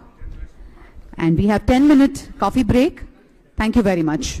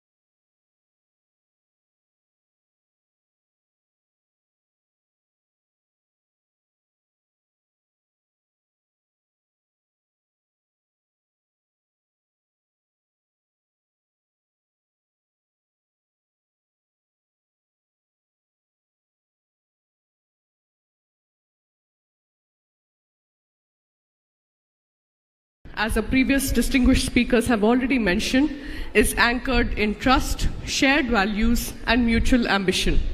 Over the years, it has matured into a comprehensive strategic partnership spanning trade, technology, energy, and culture. In financial year 23-24 alone, our bilateral trade stood almost at $83 billion, making UAE India's third largest partner and second largest export destination. The Comprehensive Economic Partnership Agreement that was signed in 2022 has further reduced trade barriers, opened new sectors, and energized our commercial linkages. The Ministry of External Affairs plays a very pivotal role in this journey, with over 200 missions and posts abroad, including our very highly active missions in Abu Dhabi and Dubai, which constantly engage in trade promotion, investment facilitation, and business-to-business linkages across the sectors. Our cooperation continues to grow in high-impact areas like fintech, food security, clean energy, digital technology, and advanced manufacturing. India is seen as an increasingly reliable partner in strategic domains such as semiconductors, AI, and green mobility, supported by strong institutions and transparent governance. Let us now look at Andhra Pradesh, a state that is fast gaining attention as a rising destination for global investment. As our Honorable CM has mentioned, with over 1,000 kilometers of coastline and deep water ports like Krishnapatnam and Visakhapatnam, the state offers direct access to Southeast Asian markets and a natural edge in maritime trade and logistics. It is also focusing on industrial corridors, green infrastructure, and ease of doing business, making it a preferred destination for both legacy and future industries. In a significant indicator of this momentum, the UAE ambassador during his recent visit to Vijayawada has highlighted that Andhra Pradesh is actually UAE's 11th largest trading partner in the among Indian states and union territories, and the bilateral trade, though a nominal amount, is still $1.46 billion in financial year 23-24. That alone is a powerful signal of the state's economic potential. Several prominent UAE business private groups such as Lulu Group have already shown growing interest in Andhra Pradesh. These proposals, aimed at creating jobs, building supply chains, and enhancing food export infrastructure, are strong examples of the growing opportunities between India and UAE.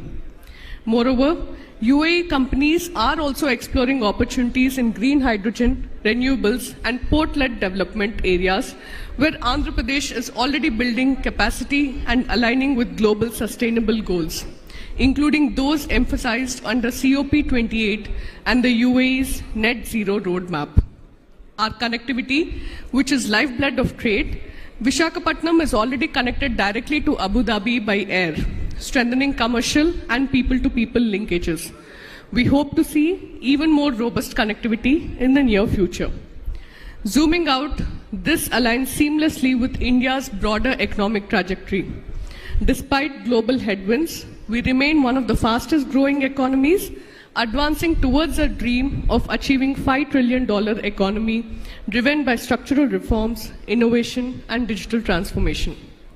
Initiatives like Make in India, Digital India, and the Productivity-Linked Incentive Scheme are reshaping our economic landscape. India's global leadership in digital public infrastructure, especially the UPI, is gaining traction worldwide. And in that spirit, India and UAE are already exploring interoperability between India's UPI and UAE's AANI platform, a step that will enable secure, real-time cross-border payments for business and individuals. This is why exactly platforms like Investopia matter. They connect more than just capital, they connect ideas, ambitions, and cultures. The Ministry of External Affairs remains committed to supporting these engagements. Our States Division works closely with Indian states to amplify their global presence and investor outreach. Our missions abroad stand ready to facilitate and guide every step of the investment journey. Before I conclude, I must also recognize the extraordinary contribution of the Indian diaspora in UAE, which is a vibrant and respected community of 3.5 million people. They are the living bridge between our two nations, fostering enterprise, trust, and connection every day. India is ready, confident, and open to deeper partnerships. Let this session unlock new synergies between governments, investors, and innovators for a future that is sustainable, inclusive, and full of promise. Thank you, and Jai Hind.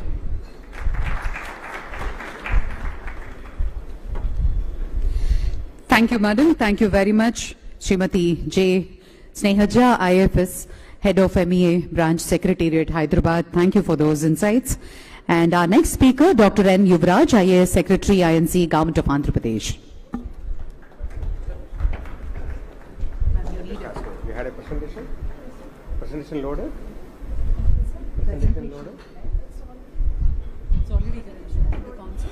Can you verify? Okay, so good morning to all the participants of Investopia today happening at Vijayawada.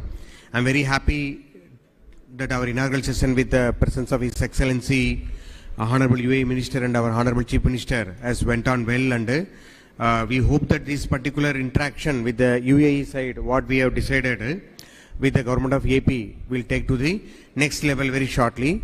And on the dais, we have from the UAE side a senior representative to talk about the investment opportunities there and what they want or what they're asked from the UAE side. From our side, just now our Sneha Jha, who is a branch from the MEA Secretariat Hyderabad, has given what is expected also and what the support that are available to the people also. But I just wanted to have a small presentation so that you don't get bored only by the speech. We can also see something also. So you know about the Andhra because people mostly from in this hall is from Andhra Pradesh. We have it's a small economic snapshot which shows that we are the 8th largest state, bigger than Tamil Nadu, and also we are also very good, having a very good trade relation with UAE also. So what makes us today very much advantageous our the future ready workforce only. So these are the overall trade with the UAE, which tells about which are the major component like shipboard building. Based on the right side one shows about the overall Indian things and also what we are doing to the various countries also. So export is one of the major attraction in Andhra Pradesh, mostly focused on shrimp and the seafood, pharma, and also the food processing and other related to food items. So what we wanted to show is that the state is abundant with the natural resources, which you know that about the people told that it's a rice bowl, it's a food bowl of India. So you have all the food products there. Along with that, we also have an industrial ecosystem wherein the infrastructure is quietly come. The Chennai-Calcutta road and rail crosses through the entire state of 1054 kilometers. Now also the ports, we already have 6 operational ports and 4 more ports are also being made, and we are also developing some 4 fishing harbour. There is also a shipbuilding cluster also planned. With that, you can see along the coast for every 100 kilometers you will have one port, and if you count every 50 kilometers you will have either port or a fishing harbour. That way it is planned so that the sea coast can be opened up. Today the trade of the eastern coast and western coast, if you see from the India which is going outside the country, 40% is from western side and 40% from the eastern side and 60% from the western side. So now eastern side, the Andhra Pradesh having a 1000 kilometer coastal length and having ports being developed almost like a 10 with a shipbuilding cluster is one of the major attraction for the people, not only Andhra Pradesh, also from the other countries to invest here. And also the other advantage is we have 3 industrial corridors, like major cities surrounding the state is Hyderabad, Bangalore and Chennai.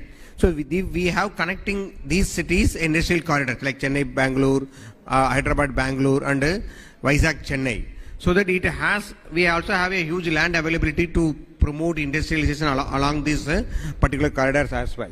And we are given what is the land available also. Besides that, if somebody want to start their shipbuilding or ship repair issues also, we have the land at this particular short land which we are given also. And port which I already talked to you that we have around what is the operational capacity available.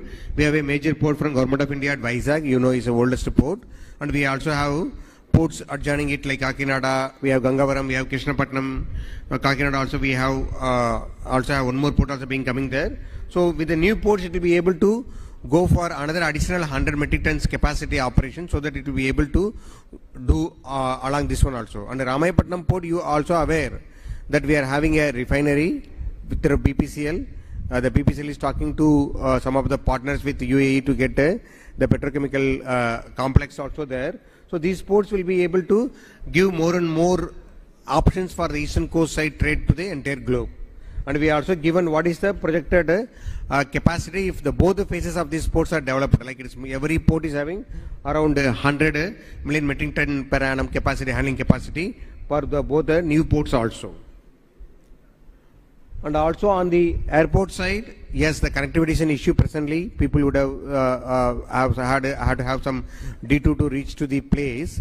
But with the Honorable Chief Minister vision, we are also developing new ports also. So we are also asking the people who are interested to come and have a logistics side of the ports also. We are ready to have a partnership with the peoples because new ports are coming, and the port also has a adjoining area for the MRO facility also. We have presently state-owned airport is there at Kurnool. Okay, which you see here also. The Kurnool airport can be converted into a fully logistic hub as well, because we have the land adjoining to it. So if anybody is interested also, we can do it. Like what our Lulu chairman told, Mr. Yusuf Ali told that he wanted to develop that food processing from the Vijayawada. We also can explore other places also in the state. And we also want to have a specific food hub like what we have in Dubai, food hub, similar structure also possible. We have land available across the coast where we can start this activity also. So we request any investors from India and or AP and UAE want to collaborate and involved in that also, we are ready to facilitate that also. And also the previous slide I told about the interland connectivity also, which we have road and rail, and we are also getting huge amount of national highways in the state, especially connecting to the southern part of the state, so that we'll have very much good connectivity to both to Bangalore, either to Chennai or to Vizag or Hyderabad, so that it is easy to reach also. So all along we can go for a cold storage also. We requested the DP World to analyze and give us a report what are the other bottlenecks of logistics that has to be addressed by the state, so that we can address them, so that the logistic cost of operation has to come down. What our CM envisages is the logistic cost of operation today is almost like a 14%. It has to come down to 8%. That is 6% reduction is possible, provided we are able to close these particular gaps. This is about tells both about our what is our vision for the green energy. Andhra Pradesh will turn out to be a green energy hub, and also because green hydrogen related product also.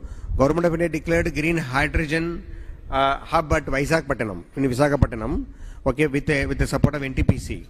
Now we requested anybody interested on derivatives of green hydrogen, it can be green ammonia or some other products also, we are ready. AM Green is starting a similar project in Kakinada, which is going to be operational next year. So with that one, it gives more and more ways for the other people also to get into the industries. And it is also possible for you to explore now itself for the downstream industries also, which can be utilizing these facilities. In the NTPC area, around 600 acres is earmarked only for the MSMEs, or downstream and upstream industries of green hydrogen. So I request the entrepreneurs from Andhra Pradesh to take this opportunity and explore as well as technology may be in constraint. We request the Andhra people to go for your technology transfers. We are ready to assist you there also, so that you can get the technology transferred and you can start your issue also. And another attraction is the working age. We have a very dynamic and forward-looking youth available in the state who can be deployed by any industries coming in the state. And these are the policies which CM told that around 24 policies. Everything is available in the website. And we are also going for the speed of doing business, which our CMS has coined the word. So what we are planning is, for this speed of doing business, we have EDP, people are available here, and we also have our website for contact you. We request you take that opportunity at district level also, because not only at the state level, district level also we are strengthening the system, so that the people at the district level, whether it is an MSME, medium or the large and mega industries, can avail the facilitation at the district level also. For all of you, the contact point should be the district collector. So we ask the collectors to conduct the district industrial promotion committee meeting every month, so that you can be able to get that attraction also. So these are the some capacities about the port. I will share that slide with all the participants through email, so that you can go through it. I already built about also. Government of India may they're examining for the feasibility. Dugirajapatnam, there is a shipbuilding cluster is coming. It's a huge cluster of 2,000 acres where the government of AP is going to provide the land as an equity. So I request the downstream industries, please now itself will start acting, because shipbuilding industry is the one area where you require a technical man force, and also even if you start a service agency today providing a qualified manpower to the shipbuilding industry, that will be a huge opportunity. Please catch this opportunity. The solid announcement will come in the next month, and then we can go for a quick groundbreaking there also. It has both the shipbuilding clusters with the port facility and also adjoining industries as well. So I request the industry people who are able to have a partnership with somebody else, either from UAE or other countries, please explore this opportunity and come. And for the UAE brothers, my request is, please see that whether your people can come and start finding a partner here and doing, because we know that most of the shipbuilding and ship repair happens with Japan and Korea and other people. But here the investment opportunities are available for your investors here to come and invest in these areas. Fishing harbors, those who are interested in the marine foods, We are developing 4 fishing harbors. Not only fishing harbors, it has a cold chain and other processing led infra also. I request you to see that whether it is possible for you to explore the investments there. You know, the Vietnam and the other East Asian countries are very strong there, but we want them also to go for that one also. And like I told, these are the major area which I request you to come and explore your interest here, so that we can able to do it. And we also want various agencies available, vertical agencies available, integrated at the government level for various operations. We'll leave the presentations, but I just wanted to highlight only one point. We have given the contact details here. So the speed of doing business is the one essence which we want to highlight to you. Please come and explore. And UAE brothers, with the arrangement of the Investopia, let us take it forward instead of waiting for next April 2026. Meanwhile, we can have multiple meetings through virtual so that we can take this dialogues continuation. Thank you for the opportunity given by the organizer of this event. Thank you very much. Thank you, sir. Thank you so much for those insights. And I now call upon our next speaker, Mohammed El Zaroni, Director of External Investments at UAE Ministry of Investments.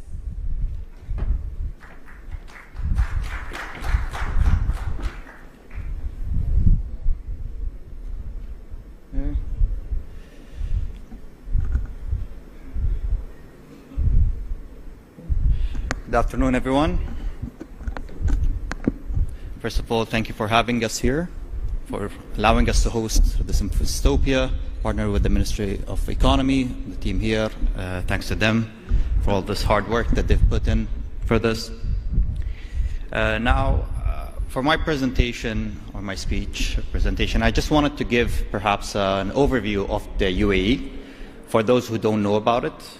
I'm sure that most of you know, but perhaps some of you wanted some more information, so let's delve into this. Okay. So we'll start off with the UAE as a whole, as an economy. It's a $500 billion economy. It's a very small country, but around $500 billion economy. And one of the numbers there that is quite enticing is the assets under management that we have. Over $2 trillion of assets under management in the UAE, managed by our sovereign wealth funds, whether it's Mubadala, whether it's ADQ, whether it's ADIA, ICD. So we have multiple different sovereign wealth funds that manage all of this money back home in the UAE. And this is all international investments, actually. It's not only in the UAE located, but it's mostly all around the world, including India.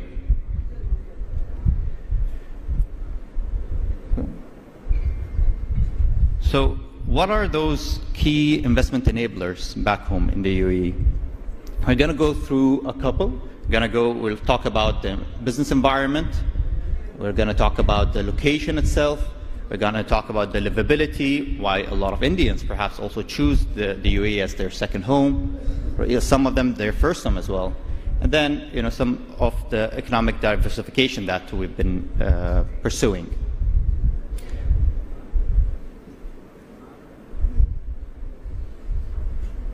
So first, business environment. So what makes the UAE very attractive? One, I think is most important, is the tax. Right? There's 0% tax on income, 0% tax on multiple things. 9% corporate tax that was just recently introduced, among the lowest internationally. There's no inheritance tax. So a lot of people want, I think they basically find this very alluring and attractive. They want to live there, they want to get 0%, no taxes on their income, on their investments, etc. Now, another important aspect would be the law, right? Is your investment protected, right? So we do follow, in some jurisdictions, the common law. So in the IFC or in ADGM, we do follow the common law international standard. So you're quite secure. You're sure that your investment is safe and nothing will happen to it. Other aspects, we have multiple trade zones, over 40 trade zones, most of it in Dubai, and this is basically, the trade zones are like, I think what the Honorable Minister also mentioned, the Dubai Internet City. It's all clusters of different zones. Different companies would relocate to those specific zones basically to be close to the ecosystem. That's one. At the same time, the 9% corporate tax is also waived off in some of those free zones. And then you also have the typicals, which is for you own your business 100%. There's no need for a local partner if that's the route that you want to go through. The credit rating of our bonds. So once you're there, you're basically very safe and secure. Then I'll move on to the location itself. I think this is what makes the UAE another aspect that makes it very attractive, and it's connecting the east and the west. Now, if you talk about daily flights, we have over 2,000 flights daily from Dubai, Abu Dhabi, Sharjah, Ras Al Khaimah. So we have multiple flights. So you're sure that you as an investor will always reach your destination in time. There will always be a flight. There's no need to worry about that. The airports are running 24 hours, 24/7 they're open, and we're actually 8 hours away from 80% of the world. So we're literally in the middle of the world. Right. Another aspect, so now you've decided to move your business to the UAE. What's important to any business if you're producing goods and services? You want to make sure that your goods will reach their destination, right? There's not going to be any complexity. So we have 5 major ports. DP World, I think they've mentioned DP World here a couple of times, and that's actually the 4th largest operator in the world for ports. 4th largest port operator in the world that manages multiple ports all around the world. 70 plus ports, 40 plus countries. So you're sure that your goods will always reach in time. Last week actually, I met with a couple of investors from Japan. They're doing automotive parts, so redistributing of automotive parts. They're located in the UAE, and why did they choose the UAE? Because of this reach that it has. They actually, an example here in India, they ship some of those automotive parts to India, and they've chosen to do that from the UAE actually, because it's just very efficient for them to do so. Now, this is something new, I think the Honorable Ministers also mentioned, the CEPA agreements, right? Economic Partnership Agreement. It's essentially an upgraded free trade agreement. So once you're in India, once you're in the UAE as well, if you're producing there, you have access to such agreements. And right now we have 8 ratified. We also have other free trade agreements, historical free trade agreements through the GAFTA, with Singapore as well, and we're also signing and ratifying additional ones. I think we're around 20 right now. We've reached around 20 that have been signed or being negotiating on. We've signed one with South Korea, we've signed one with New Zealand, with Australia as well. So if you do have your base in the UAE back home, you'll be able to access those agreements, those free trade agreements, to make sure that the goods, there's no tariffs on them, basically. That's the whole point of this, right? It gives you access to the market. Now, if we go into, so what happened due to all of this favorable environment, to those agreements? We have huge economic diversity back home. Whether it's, and that's also in part with the National Investment Strategy that was launched last year. We're focusing on multiple sectors that we're growing, and they've already grown, but we're also focusing on them, and they're growing, such as ICT. I think we have something big with India on this, with ICT. We have the US investing through Microsoft, partnering with some of my colleagues that will be talking. I think they'll have us. They're going to have a session later on with G42, for example. We also have financial services, a lot of fintech companies that have relocated from different parts of the world. They're utilizing the UAE as their regional headquarters, actually, due to the efficiency, due to the economic facilities that are provided there. And then, so once you've relocated, you've brought in your company, now what will you look into, right? Relocating your spouses as well. You want to live, you want to go to a place that's livable. You want to be able to feel safe. You want to feel, you want to have a good infrastructure, and this is what the UAE offers. A good education for your children. So we have major international universities there, such as NYU. They have a huge campus in Abu Dhabi. We have Cleveland Clinic as well, so your health is basically being taken care of there. So you relocate with a peace of mind that all of those services are at the tip of your hands. Right. Now, the Ministry of Investment, so what do? We're basically the first point of contact for investors coming into the UAE. That's how we want to position ourselves, and that's how we see ourselves. So investors such as yourselves, investors, if you know of anyone that wants to come to us, we basically would advise them, facilitate for the meetings that they require. We have a huge database. We work with our partners, the national champions, the sovereign wealth funds as well. So, we like to be the first point of contact, and we'd advise you. We're not biased. We're at the federal level. We take you. If Dubai is best suited for you, we'll advise you to go to Dubai. If Abu Dhabi is best suited, we'll take you to there. Sharjah, the other Northern Emirates as well. So this is something that I think the ministry offers. We're more of a facilitator at this point. Right? Thank you very much. This is the ministry's email for any inquiries. If you want to reach out, please do reach out to us by email, or just approach me after the session. I'll be happy to talk to you and sit down with you and basically tell you more about the UAE. This is just a brief introduction, so thank you very much.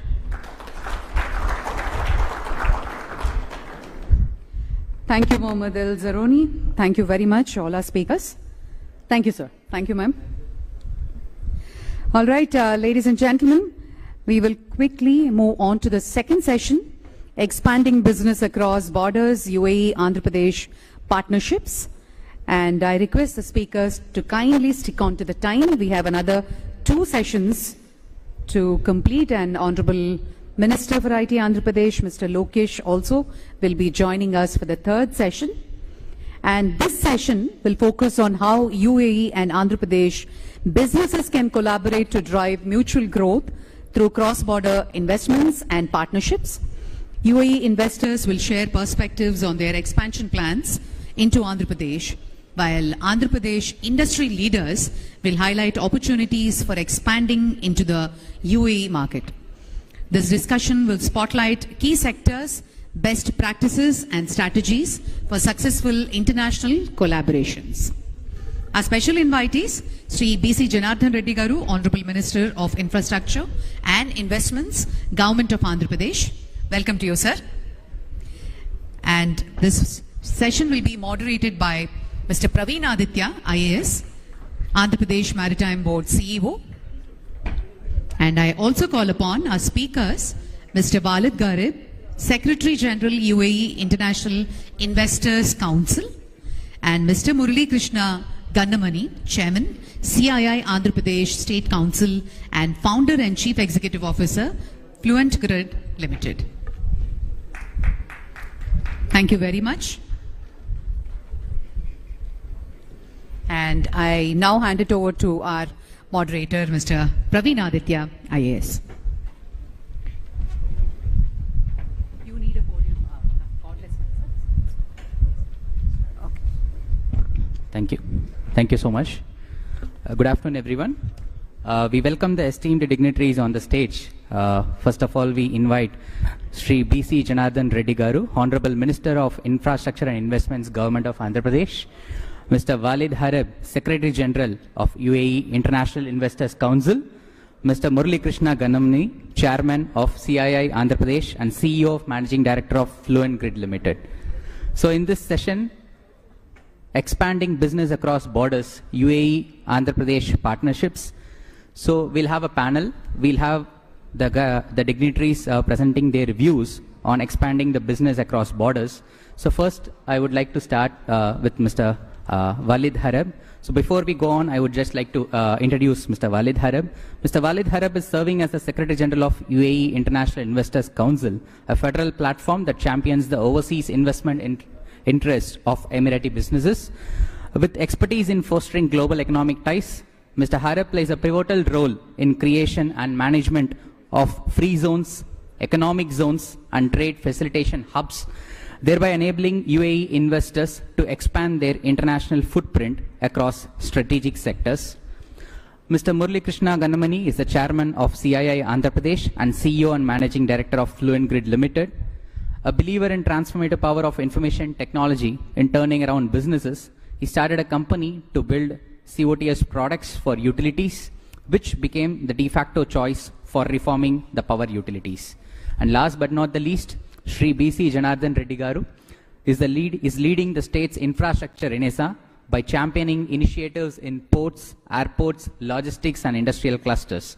So he is at the forefront of the state's efforts to build a globally competitive, multimodal infrastructure network that attracts foreign investments and drives inclusive growth.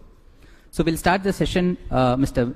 Waleed Harab. Sir, I would like to start with a question. So how do you feel is the UAE International Investors Council facilitating new investment corridors between India, UAE, and the African countries? Thank you, sir. No, sir. Mic, please. Mic. No, sir. There will be a mic.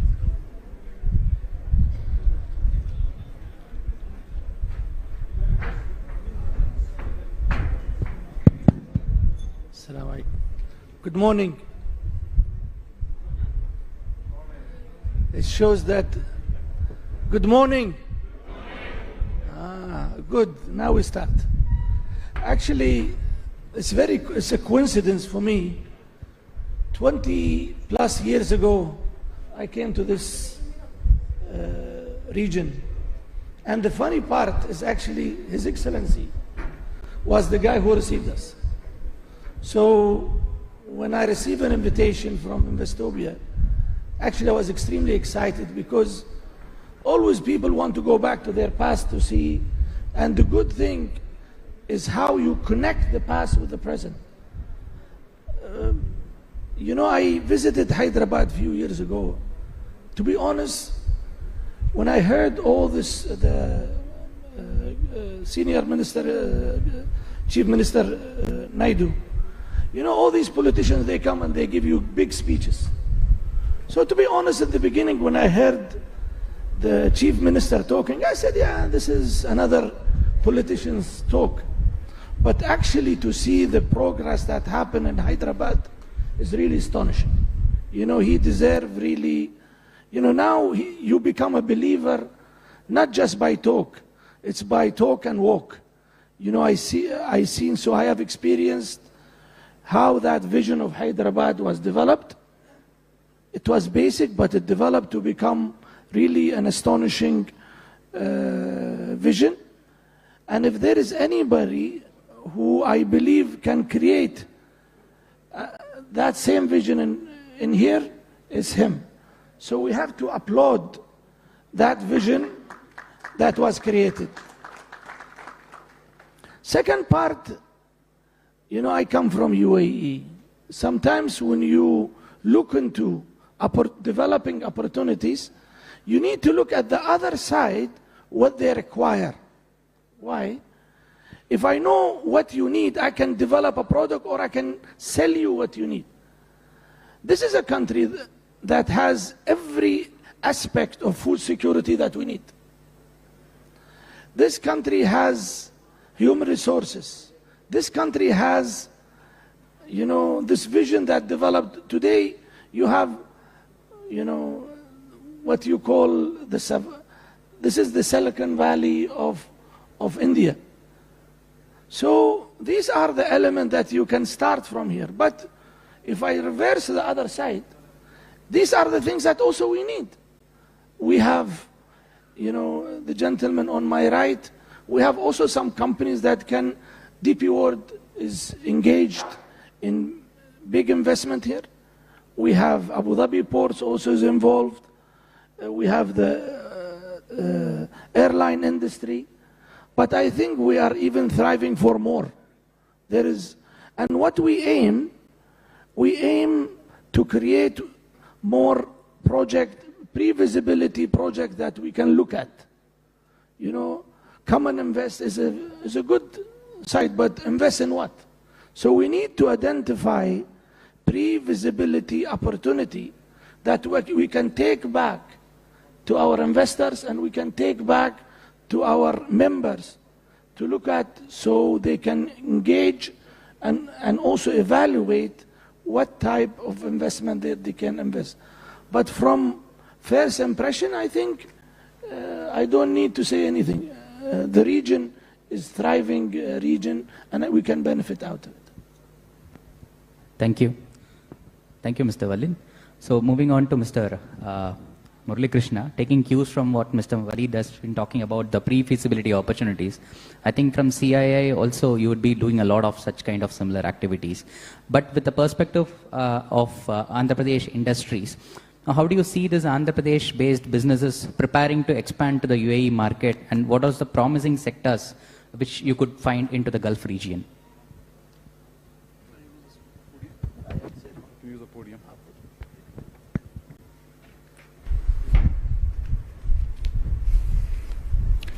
Yeah, good morning, everyone. And the CI protocol, I have to follow some. So, Honorable Minister for Roads and Buildings and Infrastructure Investment, Shri B.C. Janardhan Reddy Garu, Mr. Walid Harib Al-Falai, Secretary General UAE International Investor Council, Pradeep Aditya Garu from AB Maritime Board, and colleagues from industry, and His Excellencies, distinguished guests, and fellow leaders. A very warm welcome to the state, the thriving and beautiful state of Andhra Pradesh. And it's truly an honor to speak this very landmark edition of Investopia Andhra Pradesh. It's very exciting and very encouraging day for all of us here.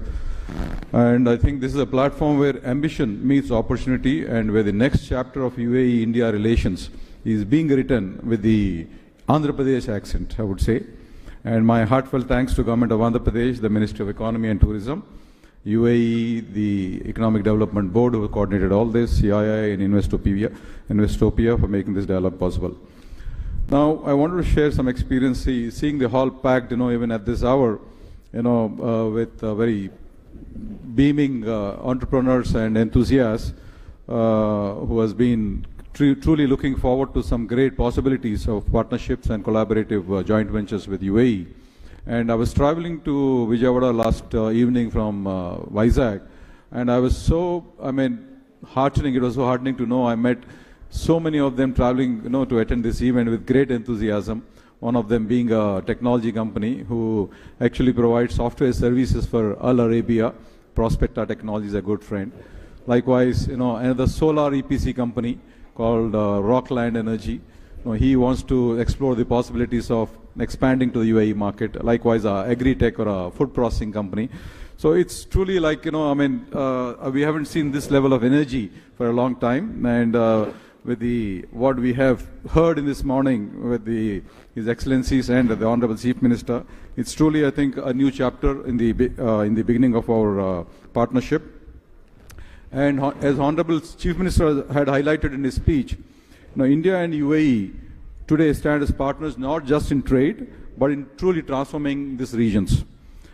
If you see the synergies, if you see the great vision that both these leaders have set, we, the UAE 2031 vision, is planned to double the country's GDP from AED 1.49 trillion to AED 3 trillion by 2031. And our Honorable Chief Minister's Swarna Andhra Pradesh 2047 vision is to make the state a $2.4 trillion economy. So this speaks volumes about the common aspirations of these economies. Likewise, the forward society pillar of the UAE vision and the P4, initiative that Honorable CM had shared very passionately is again to demonstrate these shared values. Now, AP's GDP, is growing at about 10.5%. Consistently, and has been highlighted by the Secretary earlier, Mr. Yuvraj Garu and others. We have very business-friendly policies. We have a very long coastline of almost 1,000 kilometers, and it's truly a gateway to the east for any UAE investments. And the state's 5 ports and the 8,744 kilometer national highways, very ably supported by the Honorable Minister, Mr. Janardhan Reddy Garu, his policies, enhance this trade connectivity. And I believe that this aligns with the UAE's logistics expertise, creating opportunities for investments in many of these industrial corridors and sector-specific industrial parks that the Secretary had earlier highlighted. We could set up exclusive port-based industrial parks in the state to promote investments from and exports to the UAE region. We can also establish reliable organic agri and food supply chains by setting up agri and food procurement and processing facilities in the state with easy access to sea and ports. We have currently 7, couple of airports, but we are now looking forward to having airport in almost every, I think, one airport in every other district, and this can truly bring UAE and with these kind of connectivity developments, UAE and AP can become very close, and I hope Air Arabia will start their flights very soon to our state. And UAE India SIPA Council, targeting $100 billion in trade, offers 90% zero duty exports. So Andhra Pradesh can take full advantage of this, and likewise the IMEC corridor, and especially sectors. Aditya Garu, since you asked me sectors like textiles is one where there's a whole lot of possibilities, and again a lot of employment creation. Agriculture, again pharmaceuticals, pharma. We are a big pharma hub here. This can all be benefited from these reduced tariffs. And this can also open up new doors for collaboration. And so therefore it is up to us, all of us, to see how to take advantage, to take the best advantage of this and walk through with the UAE with intent and truly imagination. Now I want to share some of our experience. I run a technology company by name Fluent Grid. We serve clients in the utility, energy and smart city sectors. And I'm very happy to share that we are collaborating and working closely with G42 in providing solutions to TAQA, the Abu Dhabi distribution company, to enable some of the smart operations and grid modernization. And we are also working with the Do Telecom. Do Telecom is one of the leading telecom companies other than the Etisalat there. And we're working with them on the ADNOC, the Abu Dhabi national company, for their smart metering platform, smart metering solution. And likewise, we're also pursuing opportunities with DP World in the port infrastructure space. So I think what I wanted to kind of bring out is that, so these are not just isolated engagements. And there is this evidence that when vision meets execution, there is immense possibilities. And we have seen, the leaders of both our state and the UAE, they walk the talk. Like Honorable Chief Minister Chandrababu Naidu Garu and His Excellency Mohammed bin Zayed Al Nahyan, they both walk the talk and truly are great visionaries and bring the best out of not just the people, but truly help realize the true potential of these regions. And again, I want to also share that Amravati, like Honorable CM has shared his great vision. We have another partner from UAE, Tabreed. I have had the pleasure of working with them. I think their colleagues, Asim, are also here. And so here they're setting up a district cooling plant, and our Honorable CM has a vision to extend district cooling to every home, not just to the businesses or commercial parks, but then to every home, and truly make Amravati one of its kind. And this you can see if you can relate to the Masdar city. This holds deep symbolism between Amravati and Masdar city, and both are greenfield cities envisioned for sustainability, innovation and digital governance. So therefore the potential for urban development, partnerships in green building technologies, climate resilient infrastructure is boundless, it's truly immense. And we can position these two cities as even living labs for Indo-UAE collaboration and urban innovation. And Honorable CM had mentioned about the Quantum Valley coming up, the great strides we are making in AI innovation and the investments that we are making. So this can become truly like a living lab for both the countries and both the cities. Likewise, in the clean hydrogen and clean energy and green hydrogen, AI and quantum, we have a shared future. So the AP Integrated Clean Energy Policy 2024 targets 160 gigawatts, as highlighted by the Honorable CM, and complements the UAE's USD 163 billion clean energy commitment by 2050. So incentives like 25% caps subsidies and single window clearances streamline a lot of investments and open up new avenues. So both India and UAE are investing in green hydrogen heavily as the fuel of the future. And with Andhra Pradesh natural endowment in solar, wind and pumped hydro, the UAE scale-up capabilities, the unique scale-up capabilities of UAE, we can shape the green hydrogen corridor to the global south. So UAE's bold bets on AI and quantum computing, we are really thrilled to hear about the G42 strides, in terms of cloud and AI, and I think a great landmark groundbreaking agreement was made during President Trump's visit. So these are all truly, I mean, very elating, and I see a whole lot of synergy between both these regions, and in the areas of AI and quantum computing, then fintech, smart governance. So all these create a very ripe ground. The mindsets, the culture. There's a lot of commonality, and so therefore there's a lot of R&D and deep tech startups that can take up, and especially the digital public infrastructure. And again, after this session, the Honorable Minister Nara Lokesh Garu is going to speak, so he's going to again share some of his insights. And there is this very favorable electronic policy, and our CM has set up a very ambitious target of $100 billion investments into this electronics manufacturing. Likewise, GCCs is another big, great possibility, the global capability centers. So while we welcome UAE investments into Andhra Pradesh, I also want to emphasize on the reverse flow of opportunities into AP. So our MSMEs, this is a great engine of growth for the country, and our startups and mid-sized enterprises are now truly ready to take off and explore UAE as a gateway to the GCC, Africa and Europe. And from IT services and processed foods to marine exports and engineering products, AP's industries are poised to scale globally. And of course, UAE's investor-friendly ecosystem, logistic infrastructure and free zones that has been highlighted by the Undersecretary earlier is really, truly, one of a kind partnership. So, and lastly, from the CI perspective, we're deeply committed, as pointed out by my President-elect, Mr. Mukundam, earlier, and I, as the Chairman of CI Andhra Pradesh, I reaffirm our commitment to making these partnerships truly frictionless and make it very seamless in whatever possibilities that can happen. And CI is working closely with the AP Economic Development Board, ministries and international agencies to facilitate B2B and government to business opportunities, and of course the knowledge collaboration just beyond, not just beyond, going beyond the MOUs. So CI drives UAE-India partnership, securing $10 billion in FDI commitments in 2024.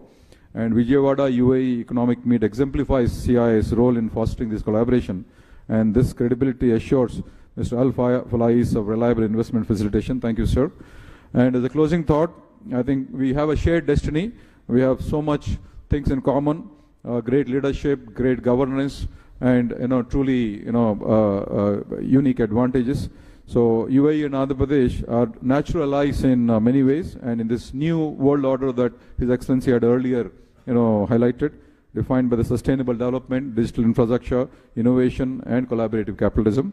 So let's not just do business on both sides. So let's build this future together. And thank you very much for this opportunity. Shukran. Jai Hind.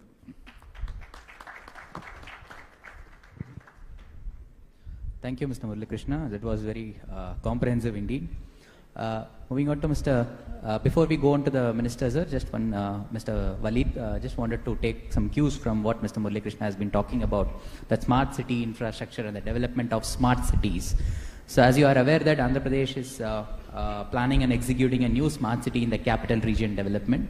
And what do you see the role that UAE investors and companies can play, and whether what role that UAE IIC support this engagement moving forward? It's a good question. Again, I'll go back. I think Dubai, when we first came here, Dubai Internet City actually played a major role in the development of the IT city in Hyderabad. So, and UAE, we learned from experience. We don't pretend to be the smartest, but it's the opportunity that we gained allowed us to learn from our mistakes, learn from our practices. Due to that, you find that UAE was one of the leading countries in free zone development. Myself, I was involved in 3 free zone development in Djibouti, in Malaysia, in Jeddah, where we were able to come up and see people. Yes, it sounds easy.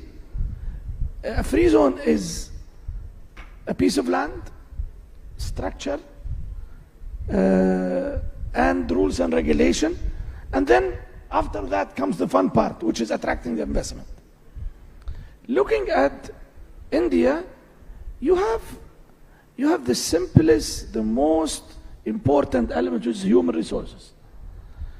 And now you see with India, China, all these countries, the vision of development of AI have gone really amazing.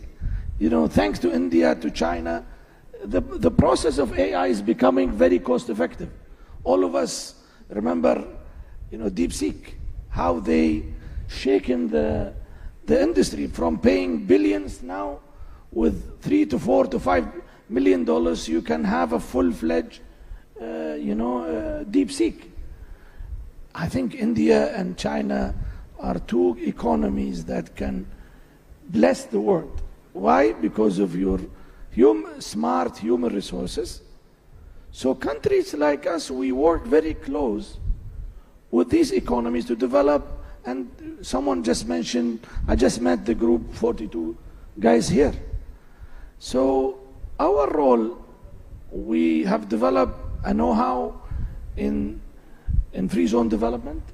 What is the strength? In our ability to attract investment for our projects. So I remember in Morocco, when we worked in the development of Tangier Airport, we made an agreement with the Moroccan government to have one license. So a license in Jebel Ali Free Zone was applicable in Morocco. That by itself allowed what? See, I'll have to be very honest. There are certain economies, when you want to open a company, you get scared.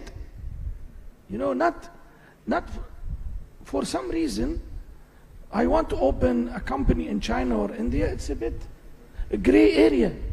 And thanks to the Chief Minister have given us a little bit of relaxation in the sense, come and I'll give you, you know, I spent around 25 years working in Africa. And the biggest challenge that we used to face is a one-stop shop of helping company access markets. You know, this license that we really give people a hard time for is nothing. Why? Because without an office and a bank account, your license is useless. If you really think about it, you give me a license. What can I do with the license if I don't have an office? And what I can do a license with your license if there is no bank account? So the process of people entering economy, make it easy. Let people come. So the same thing for attracting investment, for developing free zones, for developing industrial parks, make the process of entry very easy. If they come, they, you know, enter the country, they start doing business, they will start hiring people. They will start doing whether IT development or different food parks or etc. They will do it. The challenge that I see in a lot of these economies, they make the entry process so difficult that companies don't come. So if we go from this and back to the real question, UAE bring easy to do business. We develop a formula. It's not magic, but it's a formula that we learned, and we bring it to certain countries. And these countries that we click with, actually they thrive with us. So that's my view. We can support in different industry, free zone development. I think Your Excellency mentioned renewable energy, ports, free zones, technology, even technology. The technology that we develop together with you, actually we go and we resell somewhere else. So this is my view. I think but to be very specific with the question, we need to zoom. We zoom on what? We zoom on what I call, there is a vision that always I talk about, it's called investment map. I come to India, we expect the investor to know everything. Investor doesn't know anything. Create an investment map to show all the, what I call pre-visibility projects. Why? Customer doesn't know what he's doing. He's dependent on IPAs, FDI agency, to give him direction. That's why you have these entities established. And my advice to the first line of investment attraction, create your investment map. What is it? It's simple clustering, simple pre-visibility stage project, locations. So when I come to Andhra Pradesh, I know where is the agriculture projects, where is the IT project, where is this. That's my simple advice to my brothers. We love you in UAE. You guys have helped us a lot in building our economies also. You guys contributed. My advice to you, create your investment map. Why? Without this, there's a lot of countries. As an investor, when you come, your radar is India, your radar is China, your radar is Africa. Customers invest where they find it easy to invest, to do business. That's my simple advice. Yeah, taking cues from His Excellency, I think I completely agree with you. We are endowed with, amazing talent here. Technical, in fact, the next gen technology ready, talent available. And this is where I was talking about that we could look at collaborating, like, the new Greenfield City, Amaravati, which is coming up. And Masdar is, you truly set, I think, benchmark standards in terms of, not just ease of doing business, but in terms of livability, like the Under Secretary earlier had brought up. The UAE is truly kind of a benchmark or a gold standard for livability in many ways, especially cities like Dubai or Abu Dhabi. So we can, collaborate and learn in many ways. And likewise, India has a very unique challenges. India had also launched this 100 Smart Cities program, and there is a lot of learnings that have come up. So basically, ultimately, a smart city is to improve the livability in the areas of safety, security, traffic, solid waste management, street lighting, and see how, the experience of the citizens are, far better. So one, I completely agree with His Excellency's perspective that ease of doing business, and especially here he brings a lot of expertise in creating 3 free zones, and those 3 zones are truly smart cities, I think. So there's a whole lot of expertise that we can gain. And likewise, we also have unique challenges. India's challenges are different, right? You need video analytics for very unique cases like potholes, or maybe a triple riding. People are going on a triple riding. You don't have these use cases, outside. So these are all very unique, which requires again to apply technology like AI or imaging. So we can look at this is where I was talking about creating a living lab in Amaravati and collaborating between Masdar City or UAE, Dubai, and the free zones for both businesses as well as the citizens to see how we can create a very livable city in Amaravati. And this is and technology is anyway our strength. You know what I did? Basically, instead of me figuring out what you do, I send it to, AI. Gave me exactly what you do. What are the opportunities that I can do work with you? Simple. So I think this is where, Your Excellency, if from the investor's standpoint, there is a whole lot of possibilities that can open up within the smart city. A city is made of every function. Like you have traffic, you have, healthcare, you have education, right? You have utilities, power, water.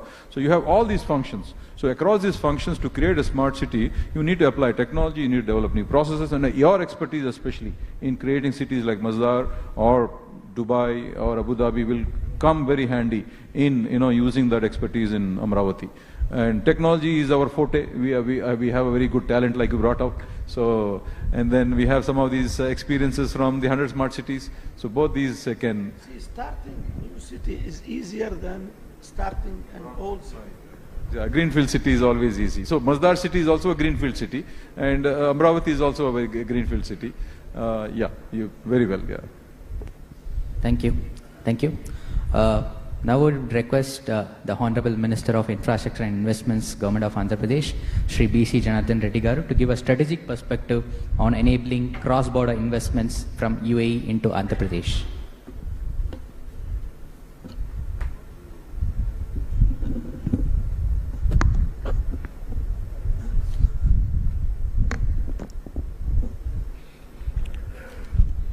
a warm welcome to our esteemed dignitaries from the United Arab Emirates, industry leaders from both regions, and fellow government colleagues.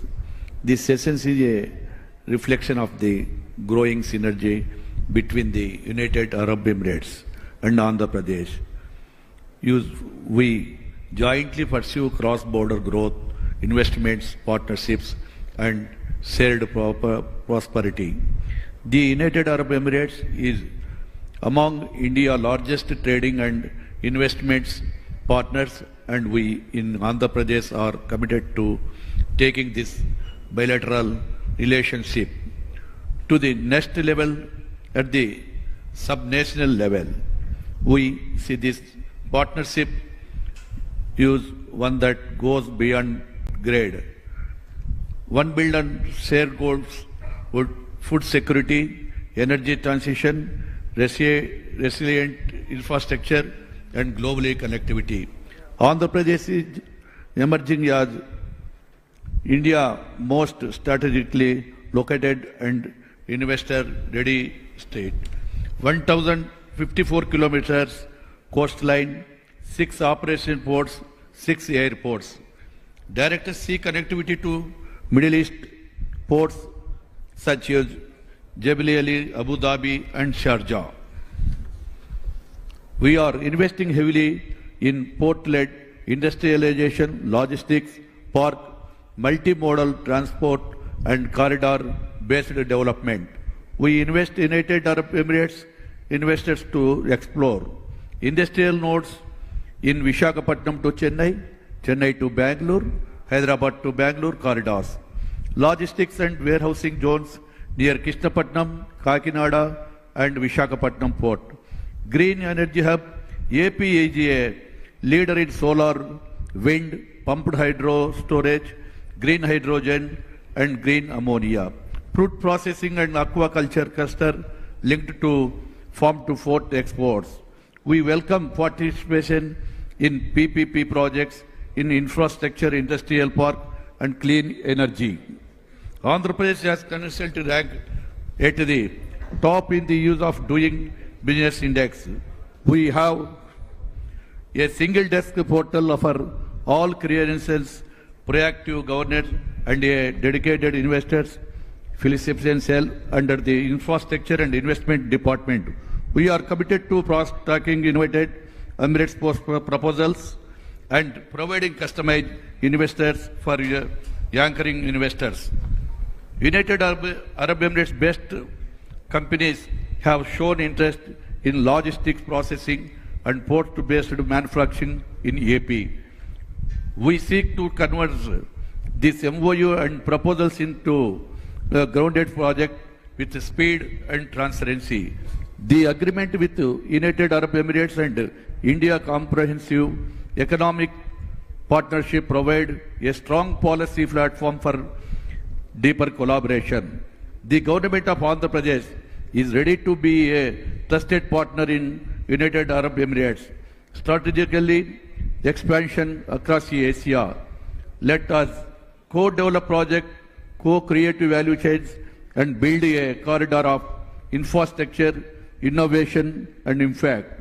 We look forward to taking our conversations forward and working closely with our counterpartner in United Arab Emirates to realize investments outcomes that benefit both regions. Thank you. Jai Hind.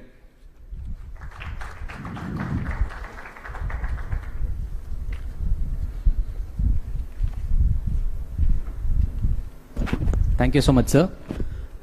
We are now coming to the end of this session. We would thank all the esteemed panelists who were present here for giving their valuable inputs for this session. So we would take major inputs from this session as Mr. Waleed was explaining in very brief details regarding identifying a pre-feasible projects and creating an investment map. As explained by the Honorable Minister, envisaging the vision of the Honorable Chief Minister through collaborations with multiple forums and partnerships with CII, facilitating engagements with the companies. We are in the right track, and I hope in the days to come we would see a lot of engagements moving forward. Thank you so much for all the panelists. Thank you.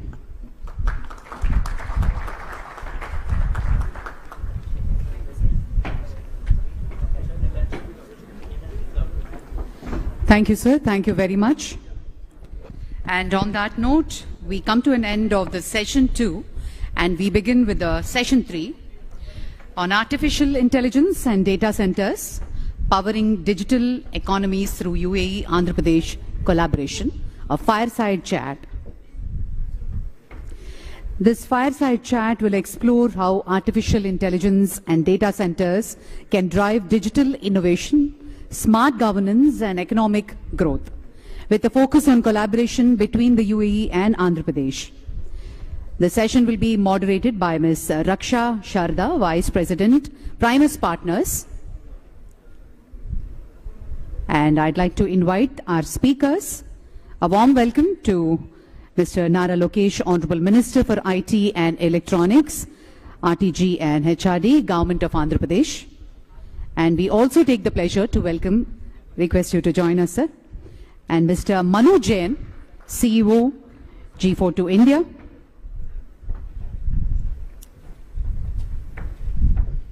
Hi, sir. Morning, sir.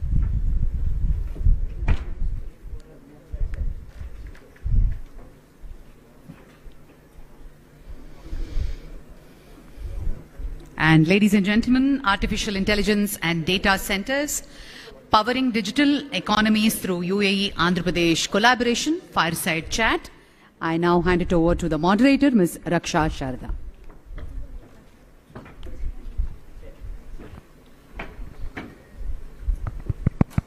Thank you so much. Good afternoon, ladies and gentlemen, esteemed dignitaries and delegation from the UAE. This fireside chat is not only going to be interesting, but quirky.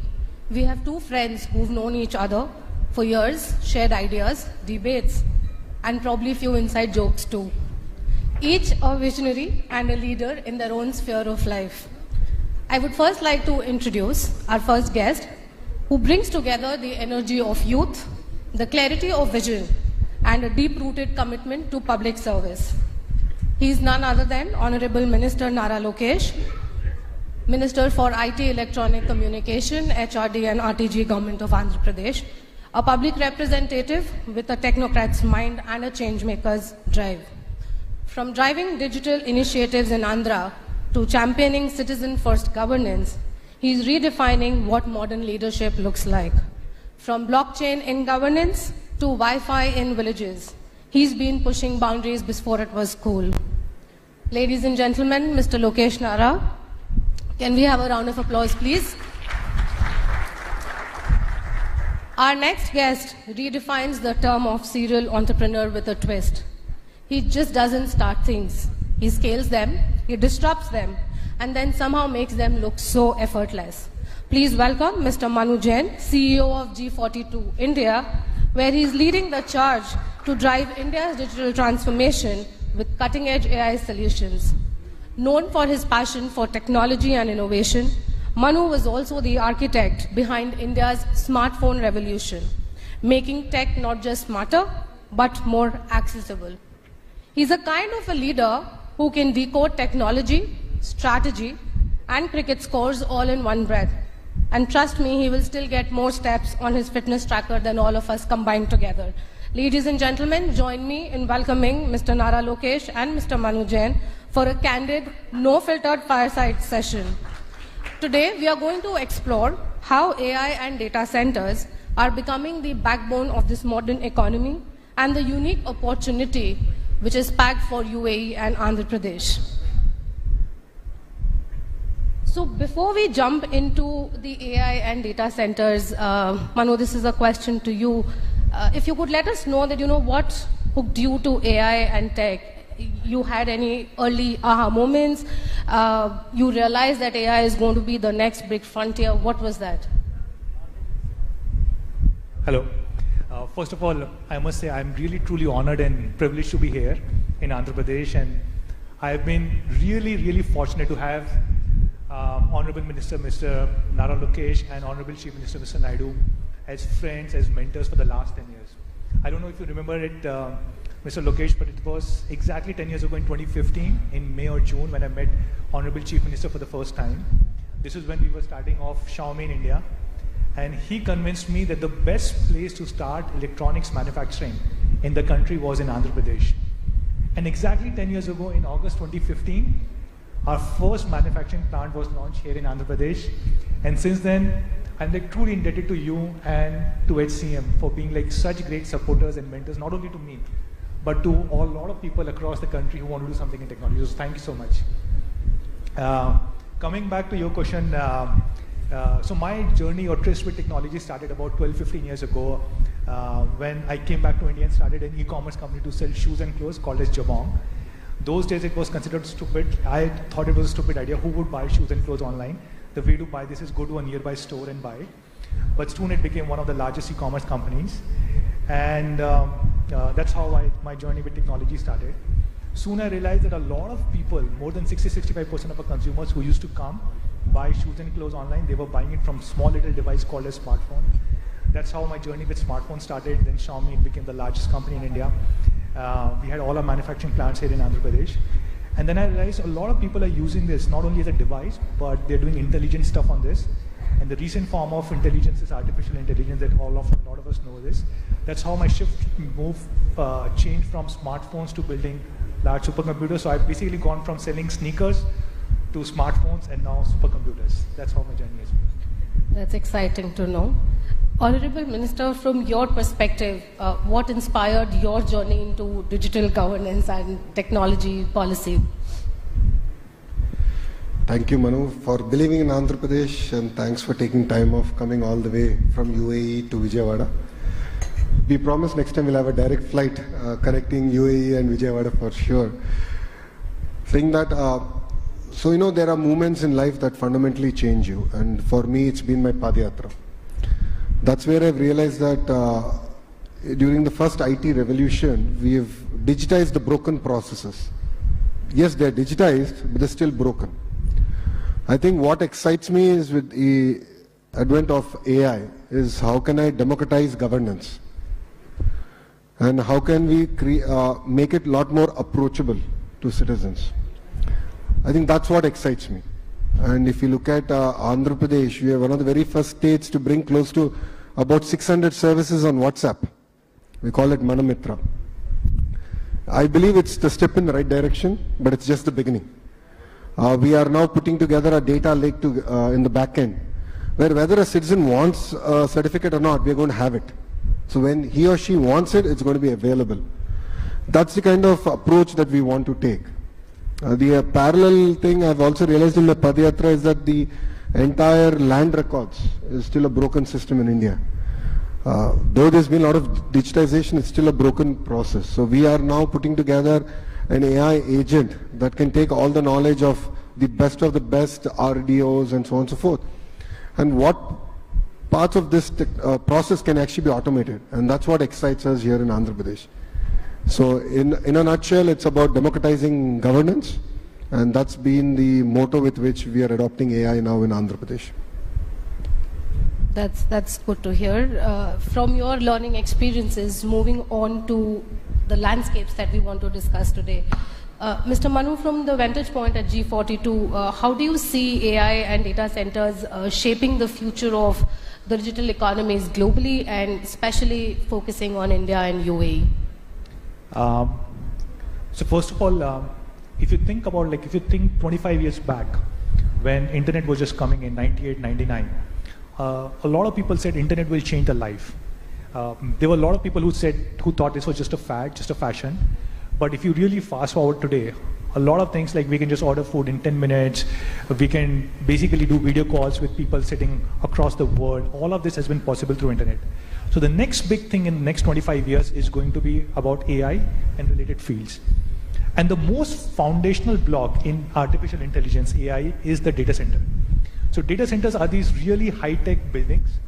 Think of this like high-tech malls, which basically bring like high degree of security, safety, where data and compute is stored, and which is used for building AI cloud, AI compute, which is used to store AI compute and then AI cloud and AI models. So we at G42, one of our goals is to basically build this intelligence grid, a grid of interconnected data centers and compute clusters across the world. If you look at, sir, 40, 50 years ago, one of the grid that was built many decades ago was this whole electricity grid. And everything that we use from lights, AC, our mobile phones, use this electricity grid. But if you look at 25 years down the line, our children will use two different grids, electricity grid and this intelligence grid, which will be powering the world of AI. And we want to play a small role in making this happen. So when, for example, when President Trump was there in UAE a few weeks ago, we announced that we will build a 5 gigawatt AI data center. And just to give you a reference of how big 5 gigawatt is, today India total combined is about 1.5 gigawatt of total capacity. So we announced something which is almost 4 times bigger than what is there existing in India, out of which first gigawatt will be a Stargate initiative, the first Stargate outside of US, which we are building in Abu Dhabi in partnership with NVIDIA, with OpenAI, with SoftBank and many other companies. And we think there's a lot of scope here in the country, in India, because if you look at the recent report, India has become the largest market for OpenAI. About 14-15% of the OpenAI users, 1 out of 6 users in the world are from India.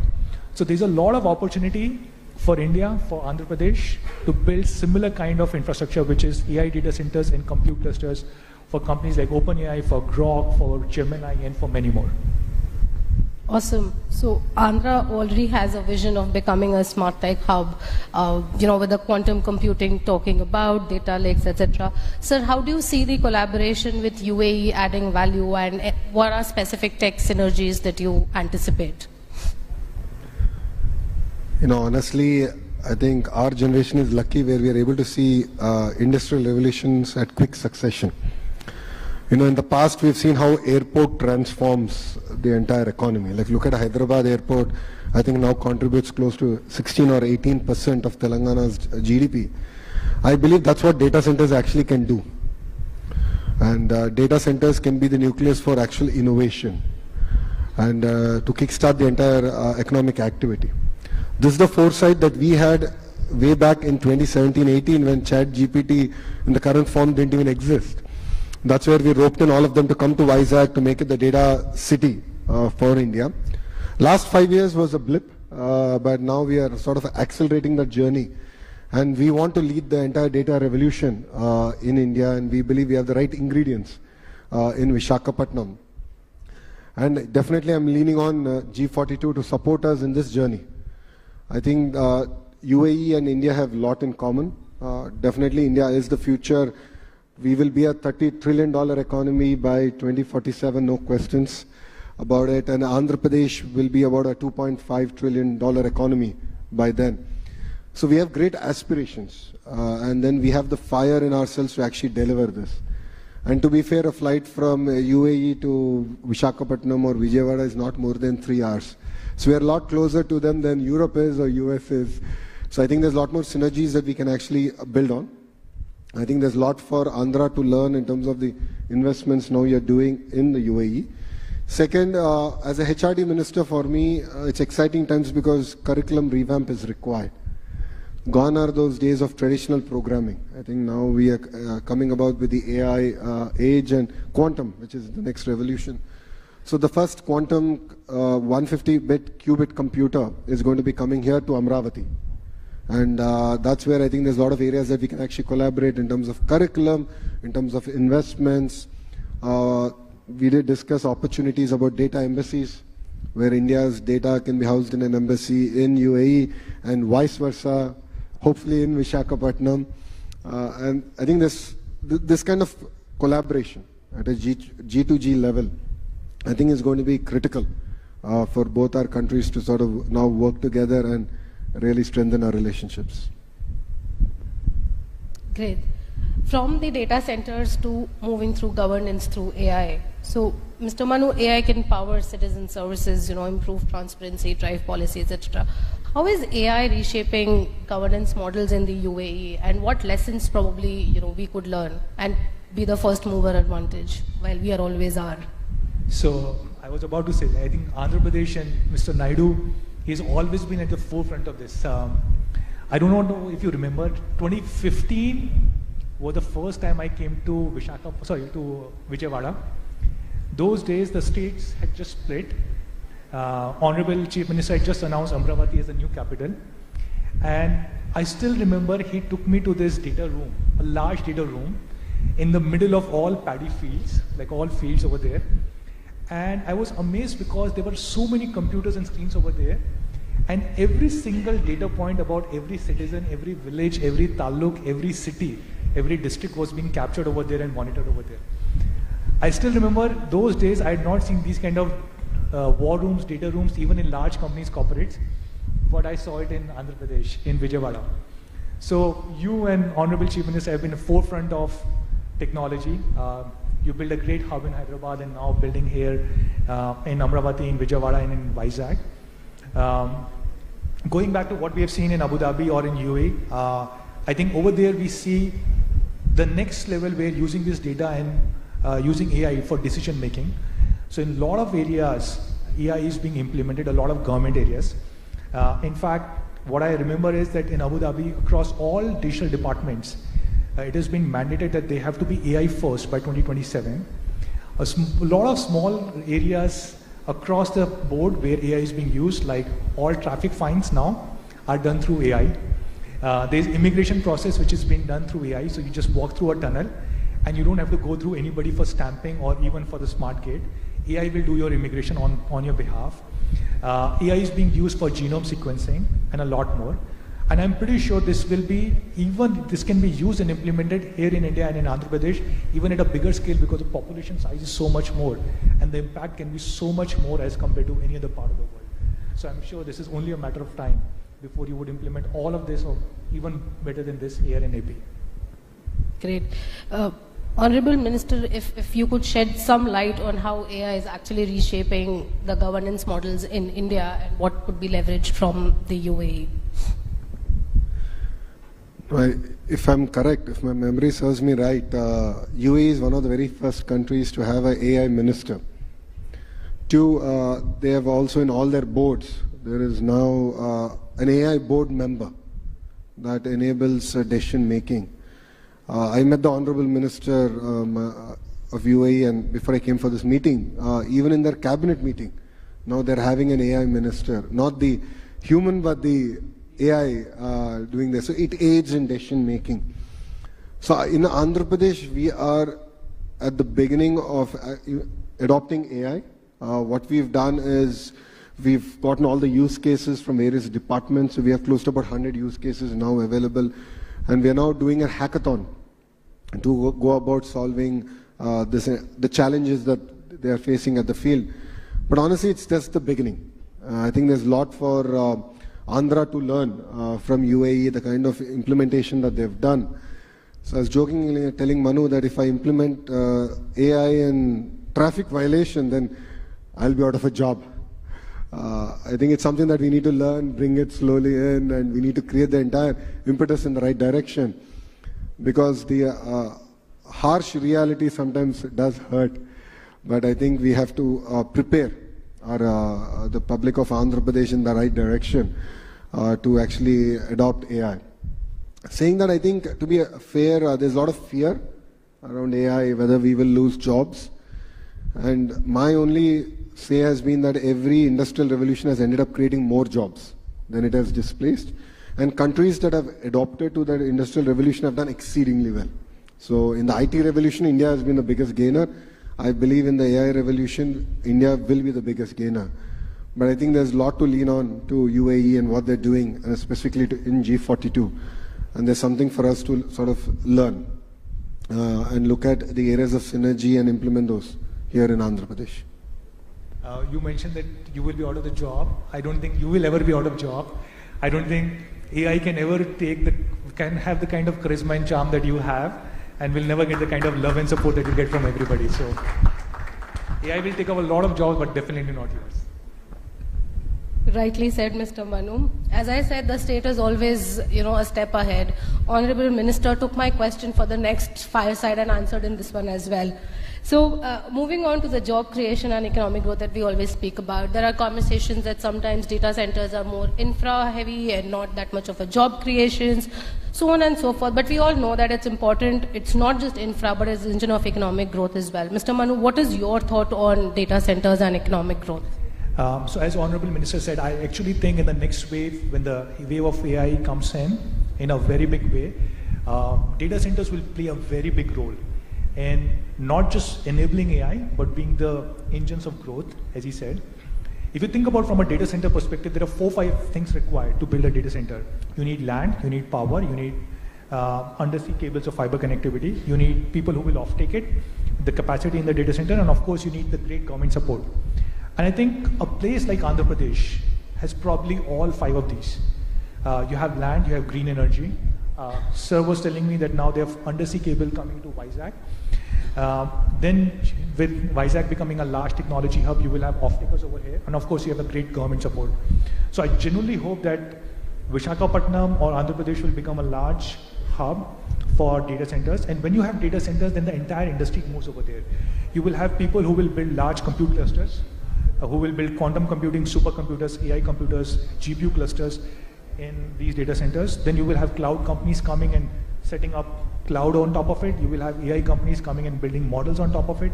So while you think of data center as just the building, but what you have to think of is this enables the entire ecosystem. And one data center will generate hundreds and thousands of jobs. Not only people who are working in data center, but all around this, across compute, across cloud, across AI, and those applications built on AI. Great. Sir, given that Andhra is taking a lot of initiatives in AI and data centers, just your thoughts on how are we creating new opportunities for youth skill development, because that's very important, and how do you see such partnerships that we are doing right now would definitely add value to the story that we are building in? See, the biggest challenge that I foresee is that the kind of jobs that will get created in the 5-year horizon are yet to be discovered in AI. We really are yet to understand the kind of transformation that we are up against. So as a government, as the HRD minister, my focus is on can I sort of build my curriculum which is going to be ahead of the curve. And the basic traditional skills, or if I may, which borderline are still relevant, but then might not be 5 years from now, should actually move into a polytechnic or a degree college sort of a level where universities do the next level sort of inspirational curriculum and actually inspiring R&D. I think is going to be very, very critical for us. So it's going to be an exciting journey, needless to say. And as I've already said, it's important to embrace it. There's no point resisting it. So the quicker we embrace it, quicker we prepare our youngsters for the next revolution, I think the state and the nation will be ready. When no one in India was really talking about quantum, it is this state that spoke about quantum. We're getting South Asia's first 150 qubit quantum computer coming to here, Amravati. January it will be here. We're going to have use cases ready and we're going to execute on it. So our ability to sort of understand the curve, where it's going to be, and actually execute on it is going to be very, very critical. And Andhra Pradesh is leading from the front. So yes, in midst of paddy fields, you will have a quantum computer. And it will truly transform the entire ecosystem that's going to get built around it. You spoke about embracing new technology and AI. If I may ask, how are you embracing AI yourself as an individual, not as a minister? What are some of the use cases? What do you use AI for? What do I not use AI for? I think is the right question. AI is here. It's going to be. It is a way of life. It enables us to work more efficiently. I've used tools from where I have devices where it hears. It's like my note taker of the meeting and gives me the summary of the meeting at the end of it. So I'm using that. Basic drafting, I use AI for sort of if I want to search about Manu Jain and his profile, AI does a damn good job in it. I also do search around, okay, what kind of games can I play with my 10-year-old? How can I keep a 10-year-old engaged without an iPad or an iPhone, if I may? So I think AI has really helped me in different walks of, in different parts of my life. Quick, thank you. Moving on, we have 3 quick questions as rapid-fire questions. Sir, to begin with you, and play one by one with each of you. Your favorite AI application today? ChatGPT. Mr. Mahmood. ChatGPT, and recently I've started using Grok, and I'm really impressed with the results that Grok is giving. One futuristic tech you are most excited about? self-driving cars. Okay. If you come to UAE, I can actually show you. We have a company which is doing this in UAE. Personally, I'm most excited about robotics. With AI coming in, robotics can actually do a lot of work for us. So there was a very famous quote that I do not want AI to do poetry and work for me, coding, and while I do washing and cleaning. So with robotics coming in, it can be actually reversed. I am excited about robots coming and doing cleaning and washing for us. So I'm really excited about that. Exciting. Sir, last typed query to an LLM. Last typed query to an LLM.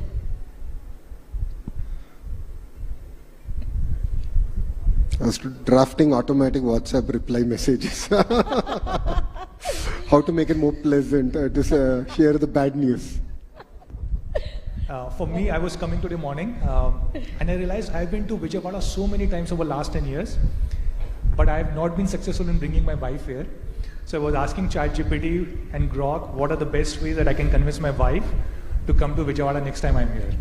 And if I may, what was the response? So there were multiple responses, but I think there were a lot of them were also funny. But three I found very useful. First, ChatGPT suggested that I should probably take pictures in front of some of the scenic places or famous places of Vijayawada, especially farmland, and show it to her. Second, I should buy some nice gifts from Vijayawada, which is like local gifts, take it for her.